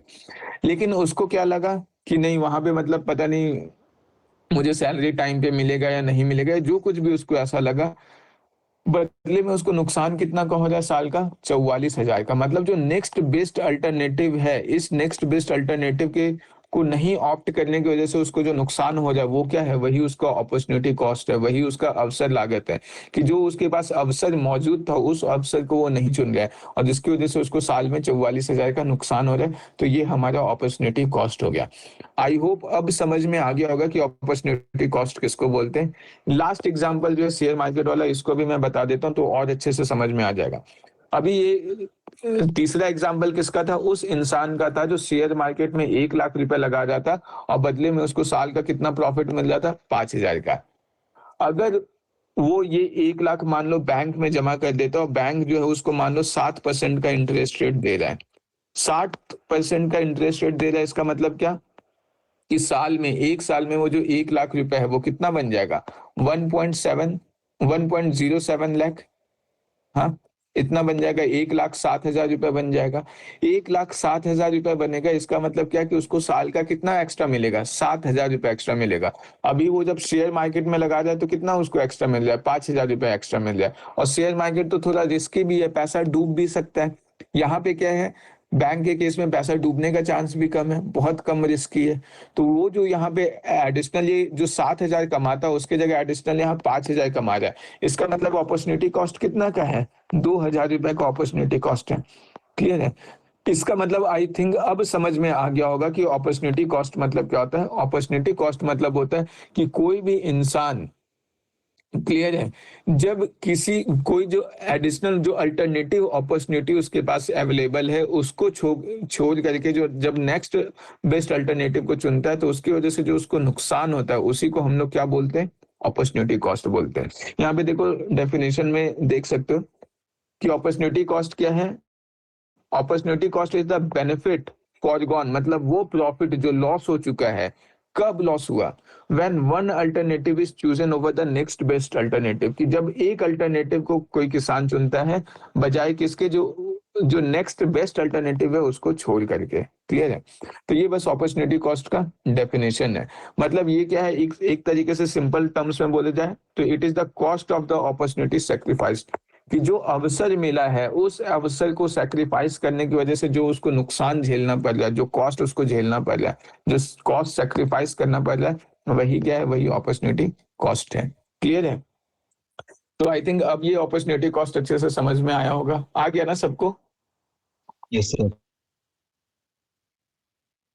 देखो ये अपॉर्चुनिटी कॉस्ट का कुछ कुछ फीचर्स देख लो, कुछ ऐसा खास है नहीं। सबसे पहला कि अपॉर्चुनिटी कॉस्ट तो तुम्हें तभी होगा जब कोई अल्टरनेटिव एग्जिस्ट ही करे। मान लो अगर कोई अल्टरनेटिव ऐसा एग्जिस्ट कर ही नहीं रहा है, कोई मल्टीपल चॉइस तुम्हारे पास है ही नहीं, तब कोई अपॉर्चुनिटी कॉस्ट होगा क्या? नहीं होगा। अपॉर्चुनिटी कॉस्ट होने के लिए जरूरी है कि तुम्हारे पास अल्टरनेटिव ऑप्शंस हो और बेटर ऑप्शन हो। क्लियर है? ये नहीं कि मतलब घाटे वाला सौदा वाला ऑप्शन हो, बेटर अल्टरनेटिव अवेलेबल होना चाहिए, तभी अपॉर्चुनिटी कॉस्ट होगा। मतलब सबसे पहला फीचर ही यही है कि अपॉर्चुनिटी कॉस्ट होने के लिए अवसर जो है, एग्जिस्टेंस ऑफ अल्टरनेटिव्स, मतलब और भी जो अवसर है वो मौजूद होने चाहिए। और कंपैरिजन किससे करना है, नेक्स्ट बेस्ट अल्टरनेटिव से करना। मान लो मतलब क्या कि बहुत सारे अपॉर्चुनिटी अवेलेबल है, opportunity number 1, opportunity number 2, opportunity number 3, opportunity number 4। एक इंसान साल का 1 लाख रुपए कमा जाए, अपॉर्चुनिटी 1 से जो है वो मान लो 1.2 लाख कमा जाए, अपॉर्चुनिटी 2 से 1.3 लाख कमा जाए, अपॉर्चुनिटी 4 से जो है 1.4 लाख कमा सकता है, अपॉर्चुनिटी 4 से जो है 1.5 लाख ऐसे कमा सकता है। तो हम लोग जो अपॉर्चुनिटी कॉस्ट देखेंगे वो किससे देखेंगे, नेक्स्ट बेस्ट। नेक्स्ट बेस्ट कौन सा है, ये वाला है, मतलब 1.5 लाख से देखेंगे कि अपॉर्चुनिटी कॉस्ट यहाँ पे क्या देखेंगे, 50,000 का इसका अपॉर्चुनिटी कॉस्ट है, अवसर लागत है। क्लियर है, इस तरीके से देखेंगे। तो ये जो होता है ये इन चीजों पे डिपेंड करता है, ये सब उतना ज्यादा इंपॉर्टेंट नहीं है, बट मेन जो कोर क्रक्स है वो मैंने बता दिया कि अपॉर्चुनिटी कॉस्ट जो होता है वो क्या होता है। फिर अब देखो, अब जो नेक्स्ट है वो हमारा अपॉर्चुनिटी कॉस्ट के बाद क्या देखना है, ये सर्कुलर फ्लो ऑफ इनकम है। ये बहुत ही ज्यादा इंपॉर्टेंट टॉपिक है, इसको बिल्कुल ही ध्यान से सुनना। एग्जाम में इससे क्वेश्चंस आ रखा है, हाउस होल्ड्स के कॉन्सेप्ट पे क्वेश्चन आ रखा है, factor market, factor income, factor payment, ये सब अक्सर जो एमसीक्यूज वगैरह हैं उसमें ये वर्ड्स यूज होते हैं, और ये वर्ड्स का सही मतलब नहीं पता होने की वजह से क्या होता है कि अक्सर जो हम लोग आंसर है वो गलत मार्क कर लेते हैं। तो इन वर्ड्स का सही मीनिंग जो है वो पता होना बहुत जरूरी है कि फर्म्स हम लोग बोल रहे हैं इसका मतलब क्या है, हाउस होल्ड्स का मतलब क्या है, फैक्टर मार्केट का मतलब क्या है, फैक्टर इनकम का मतलब क्या है, फैक्टर पेमेंट क्या है, ये सब। चलो आ जाओ, ये चारों चीज हम लोग देखते हैं और उसके बाद सर्कुलर फ्लो ऑफ मनी को देखेंगे। क्लियर है, ये देखो सबसे पहला चीज जो अभी हम लोग देखेंगे वो हम लोग देख लेते हैं, हाउस होल्ड्स किसको बोलते हैं। क्लियर है, हाउस होल्ड्स देखो, हाउस होल्ड्स हम लोग किसको बोलेंगे, इकोनॉमी में जब भी हाउस होल्ड्स वर्ड यूज होगा तो इसका मतलब है, हाउस होल्ड्स का मतलब होता है one who owns factor of production.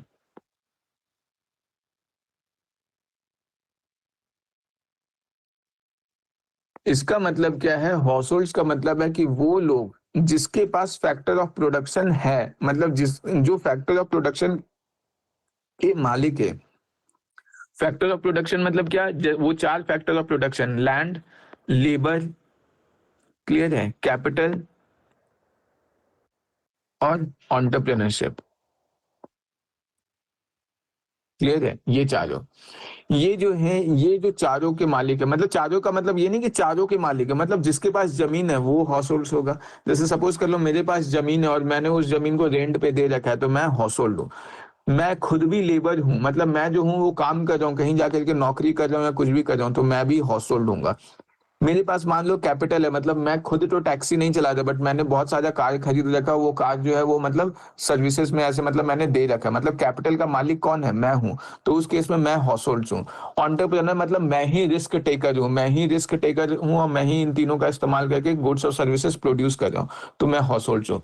मतलब सिंपल सा कहने का मतलब है कि हाउस होल्ड जो है वो सभी इंसान को बोलेंगे, वो सभी लोगों को बोलेंगे जो फैक्टर ऑफ प्रोडक्शन को ओन करते हैं, जो फैक्टर ऑफ प्रोडक्शन के मालिक हैं।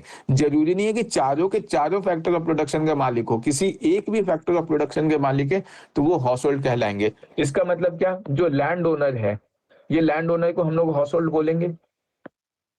क्लियर है, जो मशीन ओनर है, जिसके पास मशीन है, ये मशीन ओनर को हम लोग हाउस होल्ड बोलेंगे। क्लियर है, जो इंडस्ट्री ओनर है इसको भी हाउस होल्ड बोलेंगे। जो सपोज कर लो वर्कर है, ये भी हाउस होल्ड कहलाएगा। क्लियर है, तो जब भी हम लोग इकोनॉमी में हाउस होल्ड वर्ड यूज करेंगे तो तुरंत दिमाग में क्लिक करना चाहिए कि इसका मतलब क्या, वो सारे लोग जो फैक्टर ऑफ प्रोडक्शन को ओन कर रहे हैं वो सब के सब हाउस होल्ड्स हैं। क्लियर है, तो एक चीज ध्यान में रखो, जितने भी हाउस होल्ड्स है ये सब के सब क्या होंगे, कंज्यूमर भी होंगे और owner of factor of production भी होंगे। Owner of factor of production तो ये है ही है, और ये सब कंज्यूम भी तो करेंगे। ऐसा तो नहीं है कि जिसके पास जमीन है वो कुछ कंज्यूम नहीं करेगा, वो फैक्ट्री का बना हुआ सामान भी खरीदेगा। क्लियर है, वो कोई मशीन भी खरीदेगा। मतलब क्या है कि all households are consumer also and all households are owner of factor of production also. Clear है, कि ये फैक्टर ऑफ प्रोडक्शन तो ओन करेंगे ही करेंगे, ये तो डेफिनेशन ही है इनका। लेकिन ध्यान में रखना कि ये सब कंज्यूमर भी हैं, they all are consumer also. Clear है, कि ये सब के सब जो है वो क्या है, कंज्यूमर भी है। क्लियर है, तो ये चीज ध्यान में रखना कि हाउस होल्ड जो है ये दोनों चीज है। दूसरा हम लोग आते हैं फर्म्स पे। ये डेफिनेशन भी क्लियर होना चाहिए। फर्म्स मतलब जो फैक्ट्री वगैरह हम लोग बोलते हैं। ये जो फर्म्स है, इकोनॉमी में ये फर्म्स का मतलब क्या है? इकोनॉमी में फर्म्स का मतलब है कोई भी इंस्टीट्यूशन जो प्रोडक्शन मतलब जो प्रोड्यूस करता है गुड्स और सर्विसेज को। क्लियर है? An institution that creates production of goods and services. ये चीज ध्यान में रखना। अक्सर क्या होता है ना कि हम लोग को लगता है ये सब तो बेसिक चीजें और इन चीजों को ध्यान में नहीं रखते, बट यूपीएससी जो है ना यही सारे बेसिक वर्ड्स का इस्तेमाल करता है एमसीक्यूज वगैरह में, और फिर हम लोग वो जो है वहां पे गलती करके आते हैं। क्लियर है कि हम लोग वहां पे फर्म्स का मतलब फैक्ट्री समझ करके आ जाते हैं और फिर गलत कर देते हैं। यहाँ पे है कि कोई भी इंस्टीट्यूशन जो गुड्स और सर्विसेज को प्रोड्यूस कर रहा है वो सब फर्म्स कहलाएगा। क्लियर है? मतलब कि फर्म्स को अगर गुड्स और सर्विसेज प्रोड्यूस करना है तो उसके लिए उसको क्या चाहिए? उसके लिए उसको चाहिए फैक्टर ऑफ प्रोडक्शन। कोई भी गुड्स और सर्विसेज प्रोड्यूस करने के लिए फैक्टर ऑफ प्रोडक्शन चाहिए, जिसका ओनर कौन है? हाउस होल्ड्स है। मतलब फर्म्स का काम क्या है? गुड्स और सर्विसेज प्रोड्यूस करना, और उसके लिए उसको फैक्टर ऑफ प्रोडक्शन चाहिए, और फैक्टर ऑफ प्रोडक्शन का मालिक तो हाउस होल्ड्स है। इसका मतलब फर्म्स और फैक्टर ऑफ प्रोडक्शन के बीच में कुछ तो रिश्ता होगा। तो उस रिश्ता को हम लोग देख लेते हैं। इधर मान लो, इधर जो है ये क्या है? ये फर्म्स है। क्लियर है? ये हो गया हमारा फर्म्स। इधर जो है गया वो हमारा क्या हो गया? हाउस होल्ड्स हो गया। ये हाउस होल्ड्स है। ये हाउस होल्ड्स के पास क्या है? इसके पास है हमारा लैंड, इसके पास है हमारा, ऐसे कर लेते हैं, इसके पास है हमारा ये लैंड, इसके पास है लेबर, इसके पास है कैपिटल, और ये हाउस होल्ड्स के पास है एंटरप्रेन्योर। क्लियर है? अब देखो फर्म्स को क्या चाहिए? गुड्स और सर्विसेज प्रोड्यूस करने के लिए लैंड चाहिए। ये लैंड फर्म्स को चाहिए, देगा कौन? ये हाउस होल्ड्स देगा। अब जो हाउस होल्ड्स देगा, यहाँ पे ये रब कर देता हूं, ये जो हाउस होल्ड जो है ये अपना फैक्टर ऑफ प्रोडक्शन जब देगा तो बदले में कुछ तो चार्ज करेगा। हाँ, हाउस होल्ड जब अपना लैंड देता तो बदले में हाउस होल्ड्स को क्या मिलता है? यहाँ पे रेंट। याद आ रहा है? रिवॉर्ड जो है वो रेंट मिलेगा। क्लियर है? लेबर जब देगा हाउस होल्ड्स तो बदले में क्या मिलेगा हाउस होल्ड्स को? वेजेस या फिर सैलरी। कैपिटल जब अपना हाउस होल्ड्स देगा तो बदले में क्या मिलेगा? इंटरेस्ट। और हाउस होल्ड्स अगर अपना एंटरप्रेन्योरशिप वाला फैसिलिटी देगा तो बदले में क्या मिलेगा? प्रॉफिट। क्लियर है? यहाँ पे देखो ये हाउस होल्ड्स, ये जो फर्म्स है उसको क्या चाहिए? लैंड चाहिए, लेबर चाहिए, पेमेंट कैपिटल चाहिए, एंटरप्रेन्योरशिप चाहिए। ये सारा जो मतलब यहाँ पे देखो ये जो इनकम हो रहा है ना ये हाउस होल्ड्स को, ये जो रेंट मिल रहा है, वेजेस या सैलरी मिल रहा है, इंटरेस्ट मिल रहा है या प्रॉफिट मिल रहा है, ये जो इनकम है, इस इनकम को हम लोग क्या बोलेंगे? फैक्टर इनकम बोलेंगे। ये चीज ध्यान में रखना, बहुत इंपॉर्टेंट कॉन्सेप्ट है कि फैक्टर इनकम क्या है? फैक्टर इनकम है हाउसहोल्ड्स जो अपना जो लेबर फैक्टर ऑफ प्रोडक्शन है ना, ये जो दे रहा है उसके बदले में जो वो उसको इनकम मिल रहा है उसको फैक्टर इनकम बोल रहे हैं। समझ में आ रहा है? फैक्टर इनकम मतलब क्या? हाउसहोल्ड्स के पास, हाउसहोल्ड्स मतलब हम लोग देखें मालिकाना हक है लैंड, लेबर, कैपिटल, एंटरप्रेन्योर का। वो अपना लैंड, लेबर, कैपिटल, एंटरप्रेन्योरशिप दे रहे हैं फर्म्स को, ताकि फर्म्स जो है कुछ गुड्स और सर्विसेज प्रोड्यूस करें। तो जब वो ये चारों चीज प्रोवाइड करेगा तो उसके बदले में जो भी उसको कमाई हो रहा है उसको हम लोग क्या बोलते हैं? फैक्टर इनकम बोल रहे हैं। और ये फर्म्स जो है ये क्या होगा? ये बदले में ये सारा चीज जो पे कर रहा है, इस मतलब फर्म्स क्या कर रहा है? ये लैंड ले रहा है तो लैंड के बदले में रेंट पे कर रहा है ना हाउस होल्ड्स को, लेबर ले रहा है तो लेबर को वेजेस या सैलरी पे कर रहा है, कैपिटल को जो है इंटरेस्ट पे कर रहा है, एंटरप्रेन्योरशिप को प्रॉफिट पे कर रहा है। तो ये जो फर्म्स जो है ये जो पेमेंट कर रहा है इसको हम लोग बोलेंगे क्या? Factor payment. क्लियर है?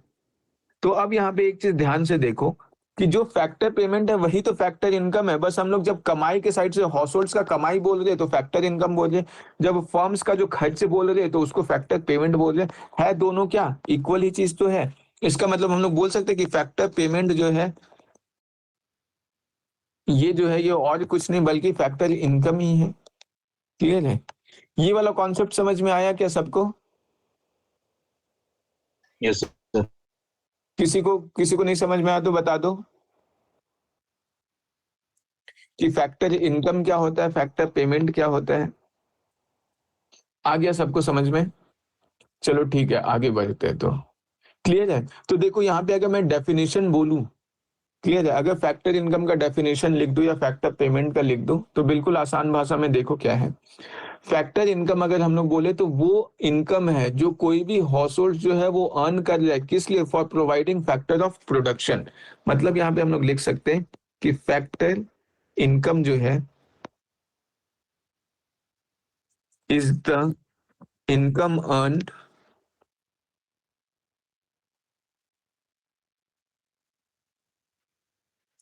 For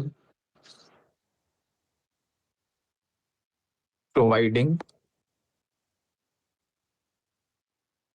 factors of production.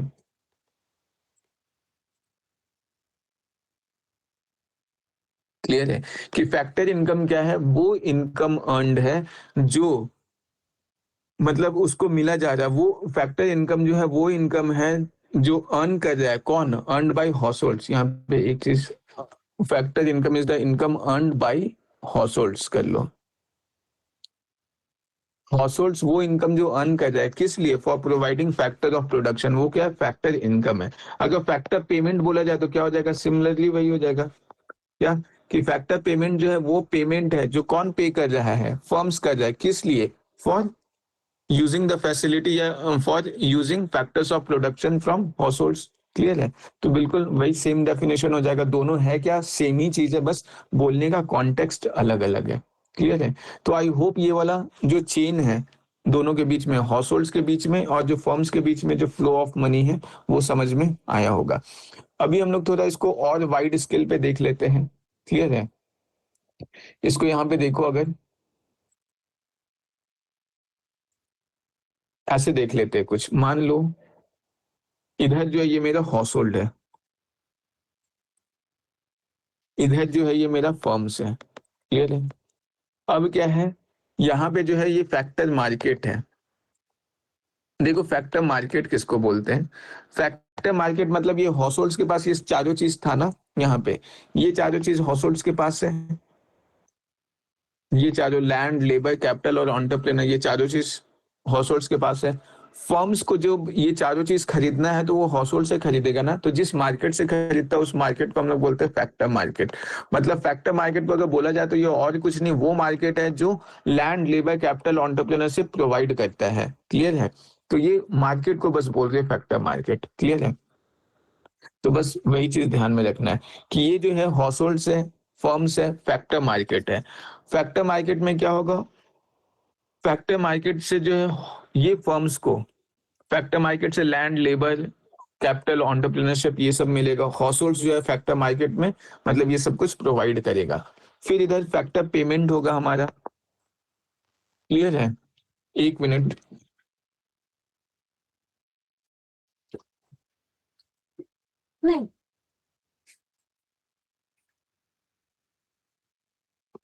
Sorry sorry. हाँ तो देखो यहाँ पे जो है ना ये हमारा फैक्टर पेमेंट है। अब यहाँ पे देखो होगा क्या, हाउस होल्ड्स जो है ये हमारा क्या कर रहा है? फैक्टर मार्केट में मतलब अपना जो भी लैंड है, लेबर है, कैपिटल है, एंटरप्रेन्योरशिप फैक्टर मार्केट में यहाँ पे मतलब जो मार्केट है उसका ये है। इस जगह से फर्म्स क्या कर रहा है? ये चारों चीजों को खरीद रहा है। अब जब खरीद रहा है तो बदले में ये क्या करेगा? ये कुछ पे करेगा। पे किसको करेगा? ये हाउस होल्ड्स को करेगा। हाउस होल्ड फर्म्स जो है जो पे कर रहा है उसको फैक्टर पेमेंट बोले, या यहाँ पे तुम फैक्टर इनकम भी बोल सकते हो अगर हम लोग हाउस होल्ड के कॉन्टेक्स्ट में देखें तो। क्लियर है? कि फर्म्स जो है फैक्टर मार्केट से ये चीजों को उठाया, किस लिए उठाया? To generate goods, to produce goods and services. Clear है? कि गुड्स और सर्विसेज को प्रोड्यूस करने के लिए ये सारा चीज फर्म्स लिया हाउस होल्ड से, बदले में फर्म्स क्या किया? फैक्टर पेमेंट किया या हाउस होल्ड को फैक्टर इनकम हुआ। दोनों बात सही है। अब देखो ये जो हाउस होल्ड है इसके बारे में हम लोग क्या देखे थे कि ये हाउस होल्ड जो है ये फैक्टर ऑफ प्रोडक्शन को ओन तो करता ही करता है, साथ ही साथ ये है क्या? कंज्यूमर भी तो है। कंज्यूमर है इसका मतलब क्या? जो भी फर्म्स जो सामान प्रोड्यूस करेंगे उसको उसका कंजम्पशन कौन करेगा? उसका कंजम्पशन तो हाउस होल्ड से करेंगे। मतलब फैक्टर मार्केट से फर्म्स ये सारा सामान उठाया, मतलब चारों फैक्टर ऑफ प्रोडक्शन को पिक किया। उसके बाद फर्म्स क्या करेगा? Produce goods and services. Goods और सर्विसेज जो है वो फर्म्स जो है वो प्रोड्यूस करेगा। ये गुड्स और सर्विसेज फर्म्स प्रोड्यूस किया, इसको यूज कौन करेगा? हाउस होल्ड्स यूज करेगा। क्लियर है? मतलब हाउस होल्ड्स का कुछ ना कुछ पैसा जो है वापस किसके पास जाएगा? ये फर्म्स के पास जाएगा। मतलब अगर हम लोग फ्लो ऑफ मनी यहाँ पे देखें तो फ्लो ऑफ मनी हम लोग ऐसा कुछ बोल सकते हैं कि पहले ये जो है ये हाउस होल्ड से फर्म्स के पास जा रहा था, क्योंकि हाउस होल्ड जो है फैक्टर मार्केट में ये चारों चीज दे रहा था, और फिर वापस फर्म से किसके पास आ जाए? हाउस होल्ड्स के पास आ जाए। क्यों? क्योंकि फर्म्स जो है सारा गुड्स और सर्विसेज हाउस होल्ड्स को बेच रहा है। तो यहाँ पे अगर हम लोग देखें तो ये एक टाइप का फ्लो ऑफ मनी हम लोग का ऐसा कुछ बन जाता है। अगर ओवरऑल हम लोग देखें ना तो दुनिया जो था, जो कैपिटलिस्ट इकोनॉमी था, वो बिल्कुल इसी चीज पे चलता था कि फ्लो ऑफ मनी होगा। हाउस होल्ड्स जो है मतलब ये कंज्यूमर का भी काम करेंगे और ये अपना फैक्टर ऑफ प्रोडक्शन फर्म्स को देंगे। फर्म्स जो है गुड्स और सर्विसेज प्रोड्यूस करेगा और बदले में वो गुड्स और सर्विसेज से जो भी इनकम होगा वो हाउस होल्ड्स के पास वापस कुछ पैसे में ऐसा लौट जाएगा। मतलब अगर इसको इन सिंपल, बहुत सिंपल लैंग्वेज में अगर हम लोग देखें तो यहाँ पे हम लोग देख सकते हैं कि एक तरफ जो है वो फर्म्स है और दूसरी तरफ जो है वो हाउस होल्ड्स है। हाउस होल्ड्स क्या हो जाए कि फर्म से पैसा जो है वो, मतलब फर्म्स जो है वो सैलरी वगैरह दे रहे हैं हाउस होल्ड्स को, या जो भी फैक्टर ऑफ प्रोडक्शन का इस्तेमाल कर रहा है, लैंड, लेबर, कैपिटल, एंटरप्रेन्योरशिप, वो सबसे पैसा फर्म्स किसको दे रहा है? हाउस होल्ड्स को दे रहा है। और हाउस होल्ड्स पे क्या कर रहा है? फर्म्स का जो भी गुड्स और सर्विसेज है उसको प्रोड्यूस कर रहा है।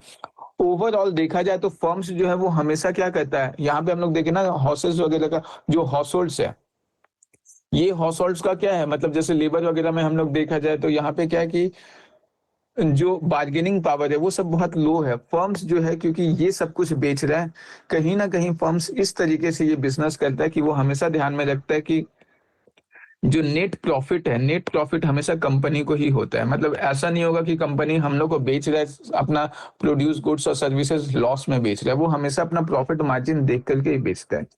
तो ये वाला स्टोरी मैंने पहले भी बता रखा है, बट फिर भी अभी मैं बता देता हूँ कि फर्म्स यहाँ पे क्या कर रहा था ना, फर्म्स लगातार अपना गुड्स और सर्विसेज यहाँ पे जो है वो हाउस होल्ड्स को बेच रहा है। ये मान लो यहाँ पे फर्म्स जो है यहाँ पे हाउस होल्ड्स को जो है वो 100 रुपए बेच रहा है, और हाउस होल्ड से जो है फर्म्स वो ले रहा है, वो कितना ले रहा है? ये यहाँ पे ले रहा है, ऐसे समझ लो कि हाउस होल्ड्स जो है वो फर्म से 100 रुपए ले रहा है फैक्टर ऑफ इनकम के रूप में, और फर्म्स जब अपना हाउस होल्ड्स को बेच रहा है ना तो वो मान लो 110 रुपए में बेच रहा है। तो ओवरऑल अगर हम लोग देखें तो हाउस होल्ड्स को क्या हो रहा है, 10 रुपए का तो नेट हर साइकिल में लॉस हो रहा है ना। और ये साइकिल, हर साइकिल दर ऐसा चलता जाएगा, जितना ज्यादा साइकिल होगा उतना ज्यादा हाउस होल्ड्स को लॉस होगा, क्योंकि यहाँ पे फर्म्स लगातार ऐसे ही कर रहे हैं। तो ये जो कैपिटलिस्ट इकोनॉमी था ये बिल्कुल ऐसे ही चल रहा था। एक टाइम ऐसा आया जब ये हाउस होल्ड जो है इनके पास बिल्कुल ही मतलब कुछ बचा ही नहीं, बिल्कुल लॉस में ये चले गए। क्लियर है? इतना ज्यादा लॉस में चले गया कि इनके पास अब कुछ एडिशनल पैसा ही नहीं था कि फर्म्स जो भी गुड्स और सर्विसेज प्रोड्यूस कर रहे हैं उसको इन लोग खरीद सके। जब ऐसा कंडीशन आ गया तो वैसे केसेस में क्या है कि हाउस होल्ड्स जो भी चीज जो डिमांड करते हैं ना, कोई भी गुड्स और सर्विसेज का डिमांड जो है वो बिल्कुल ही गिर गया, मतलब डिमांड बहुत ही ज्यादा ड्रास्टिकली फॉल कर गया। जब ऐसा सिचुएशन आ गया तो फिर लगा कि इस तरीके से तो इकोनॉमी कभी सस्टेन कर ही नहीं पाएगा, क्योंकि फर्म्स तो हमेशा अपना प्रॉफिट देख के ही हाउस होल्ड्स के साथ अपना बिजनेस तय करेंगे। क्लियर है? और ओवरऑल मुनाफा तो हमेशा फर्म्स को ही होगा। तो किसी ना किसी को तो बीच में आना पड़ेगा कि ये फर्म से कुछ पैसा लेकर के ये वापस हाउस होल्ड्स को दे।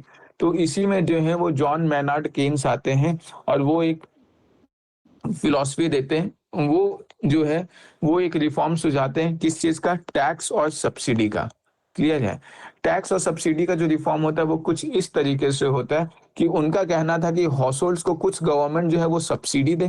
क्लियर है? और फर्म्स पे जो है एडिशनल कुछ एक्स्ट्रा टैक्स लगाए, ताकि अब क्या होगा, बीच में एक गवर्नमेंट आ गया। ये गवर्नमेंट क्या कर रहा है, जो फर्म्स के पास जो एक्स्ट्रा मनी जमा हो जा रहा था ना, वो अब क्या कर रहा है कि फर्म से पे टैक्स लगा रहा है थोड़ा ज्यादा, उससे जो पैसा गवर्नमेंट के पास आ रहा है वो पैसा का इस्तेमाल गवर्नमेंट किस लिए कर रहा है? हाउस होल्ड्स को सब्सिडी लेने में, ताकि हाउस होल्ड्स जो लगातार लॉस में चलते जा रहे थे उनके पास हमेशा एक एक्स्ट्रा पैसा गवर्नमेंट के साइड से सब्सिडी के फॉर्म में ऐसा आते रहे, या गवर्नमेंट का जो वेलफेयर प्रोग्राम है जैसे फ्री स्कूल, फ्री एजुकेशन, ये सब के फॉर्म में हाउस होल्ड्स के पास पैसा आते रहे, ताकि जो फ्लो ऑफ मनी है, ये सर्कुलर फ्लो ऑफ मनी जो है वो बना रहे। क्लियर है? तो यही जो है ये सर्कुलर फ्लो ऑफ मनी है, जिसको मैं फाइनल अच्छे से चार्ट में बना देता हूँ। बिल्कुल ये जो है ये अभी जो हम लोग देखेंगे ये फाइनल डायग्राम देखेंगे। क्लियर है? अभी ये और अच्छे से समझ में आएगा। जैसे सपोज कर लो यहाँ पे क्या है, ये हमारा हाउस होल्ड्स है। क्लियर है? ये हमारा हाउस होल्ड्स है और इधर हमारा फर्म्स है। क्लियर है? अब देखो, अब क्या है कि यहाँ पे फर्म्स, ये हाउसहोल्ड्स के पास क्या है, फैक्टर मार्केट है। ये फैक्टर मार्केट से क्या होगा, फैक्टर मार्केट का सामान जो है फर्म्स यूज करेगा, तो फर्म्स को क्या होगा, बदले में पैसा देना पड़ेगा। किसको? कंपनी को। ये जो एरो मैं बना रहा हूँ फ्लो ऑफ मनी का डायरेक्शन है कि फर्म्स जो है फैक्टर मार्केट में पैसा देंगे, जो पैसा किसके पास जाएगा, ये पैसा फाइनली हाउसहोल्ड्स के पास जाएगा। क्लियर है?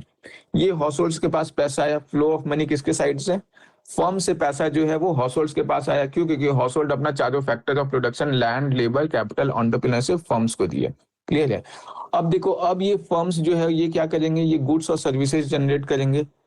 क्लियर है? प्रोडक्ट मार्केट बोल सकते हो इसको, कि ये जो है ये प्रोडक्ट मार्केट है जहां पे गुड्स और सर्विसेज प्रोड्यूस हो रहे हैं, ये फर्म्स यहाँ पे प्रोड्यूस कर रहे हैं।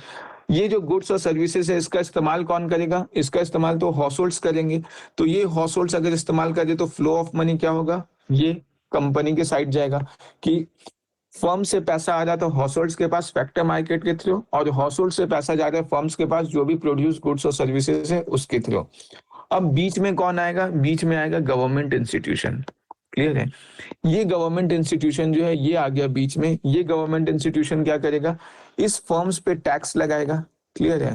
टैक्स लगाएगा तो फ्लो ऑफ मनी कैसा होगा, फर्म से गवर्नमेंट इंस्टीट्यूशन के तरफ आएगा। क्लियर है? और ये जो टैक्स का पैसा है ये हाउसहोल्ड्स पे भी गवर्नमेंट जो है वो टैक्स लगाएगा। लेकिन क्या होगा, फर्म्स पे थोड़ा टैक्स ज्यादा होगा, फर्म्स को भी कुछ सब्सिडीज देगा, लेकिन सब्सिडीज जो है वो क्या होगा, हाउसहोल्ड्स को ज्यादा सब्सिडी देगा, हाउसहोल्ड्स के लिए ज्यादा वेलफेयर प्रोग्राम करेगा।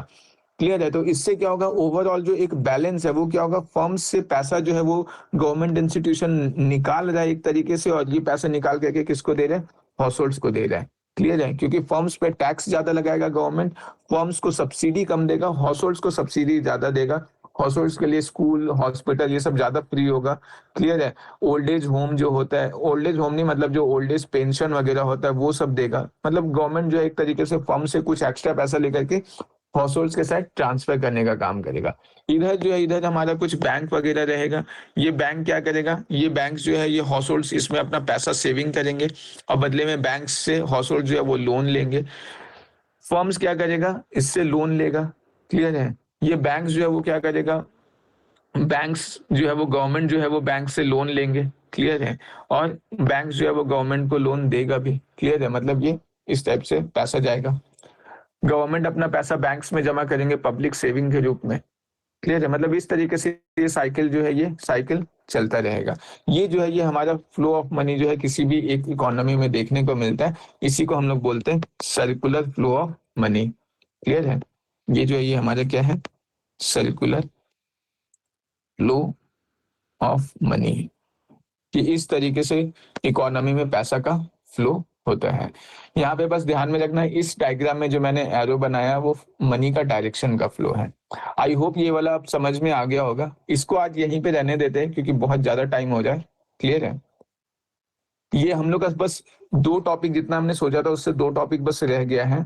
एक टॉपिक जो है वो हमारा प्राइस डिटर्मिनेशन है, जो बहुत इंपॉर्टेंट और बहुत कॉन्सेप्चुअल टॉपिक है, और दूसरा डिमांड एंड सप्लाई है। ये दोनों हम लोग कल करेंगे, और हो सके तो कल जो है हम लोग नेशनल इनकम जो जीडीपी, जीएनपी वगैरह है ये भी स्टार्ट कर देंगे। आज जो हम लोग किए हैं अभी तक ये सारा जो है ये बेसिक कॉन्सेप्ट है। ये बेसिक कॉन्सेप्ट से भी क्वेश्चंस आते हैं, इन टर्म्स का यूज होता है एग्जाम में जिससे क्वेश्चंस आते हैं। देखो, इकोनॉमी जो है ना, सिर्फ और सिर्फ इकोनॉमी में अगर स्कोर करना तो बहुत आसान है। सिर्फ आपको 2 चीजों पे फोकस करना है। पहला चीज जो फोकस करना है, जो टर्मिनोलॉजीज है, जो भी टर्म्स पढ़ रहे हो उन टर्म्स पे कमांड बिल्कुल अच्छा होना चाहिए। मतलब अगर हाउसहोल्ड्स के बारे में पढ़ रहे हो तो बिल्कुल क्लियर, एकदम क्लियर कट कॉन्सेप्ट होना चाहिए कि हाउसहोल्ड्स होता क्या है। अगर ये कॉन्सेप्ट वेग है तो सही क्वेश्चन, मतलब क्वेश्चन सही सॉल्व होने का चांसेस बहुत घट जाता है। क्लियर है? एक तो है कि टर्मिनोलॉजीज जो कॉन्सेप्ट्स वगैरह हैं वो बहुत क्लियर हो, और दूसरा जो है वो बस ध्यान में रखना है कि थोड़ा सिलेक्टेड पर हो, और जो करंट अफेयर वाला जो इनपुट है वो ऐड ऑन करना मत भूलना। क्लियर है? क्योंकि करंट्स का रोल रहता है। ये मैं स्टैटिक पोर्शन करा रहा हूँ, हालांकि करंट अफेयर भी मैं करा दूंगा साथ साथ। क्लियर है? बट ये चीज बस ध्यान में रखना, कॉन्सेप्ट पे अगर पकड़ है, टर्मिनोलॉजीज अच्छे से समझ में आ चुका है, तो इकोनॉमी का क्वेश्चन बहुत ज्यादा डिफिकल्ट नहीं होता है। मतलब ये इकोनॉमी और ज्योग्राफी दोनों ही बहुत ही हाई स्कोरिंग होते हैं अगर आपके कॉन्सेप्ट्स अच्छे हैं तो। क्लियर है? ये दोनों प्राइस डिटर्मिनेशन कल अपन देखेंगे, बहुत इंपॉर्टेंट है, और डिमांड एंड सप्लाई तो बहुत बहुत ज्यादा इंपॉर्टेंट है, इसको भी अपन कल देखेंगे। क्लियर है? इसको यहीं रहने देते हैं। किसी को कोई डाउट है क्या?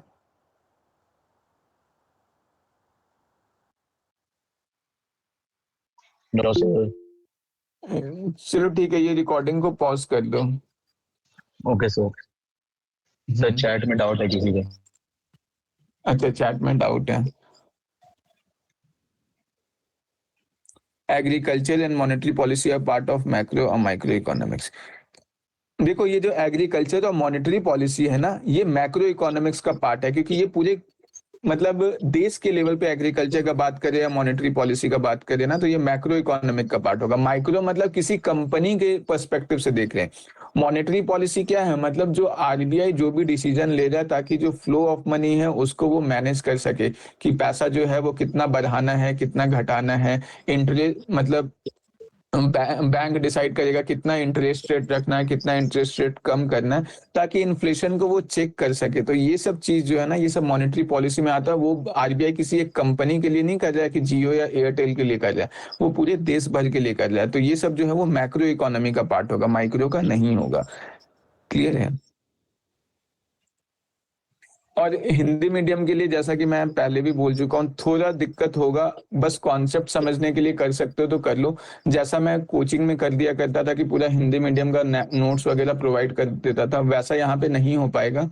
अगर कुछ ऐसा एडिशनल अगर कोई डाउट वगैरह हो तो बता सकते हो। मैं बस कॉन्सेप्ट में यहाँ पे हेल्प कर सकता हूँ कि जो कॉन्सेप्ट है वो आपको अच्छे से समझ में आ जाए। बट ऐसा नहीं मतलब अभी मैं एग्जाम भी पास आ जाए तो इतना मतलब टाइम नहीं दे सकता कि मतलब ये जो भी नोट्स मैं प्रोवाइड कर रहा हूँ इन सबका मतलब हिंदी नोट्स भी प्रोवाइड कर दूं।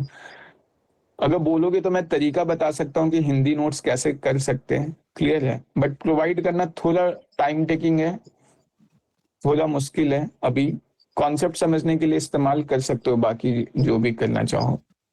क्लियर है? हाँ, और अगर ज्यादा है तो मतलब मैंने जो वीडियोस वगैरह जो कोचिंग्स वगैरह का प्रोवाइड करा है उनका हेल्प लेते रहो, उनको देखते रहो।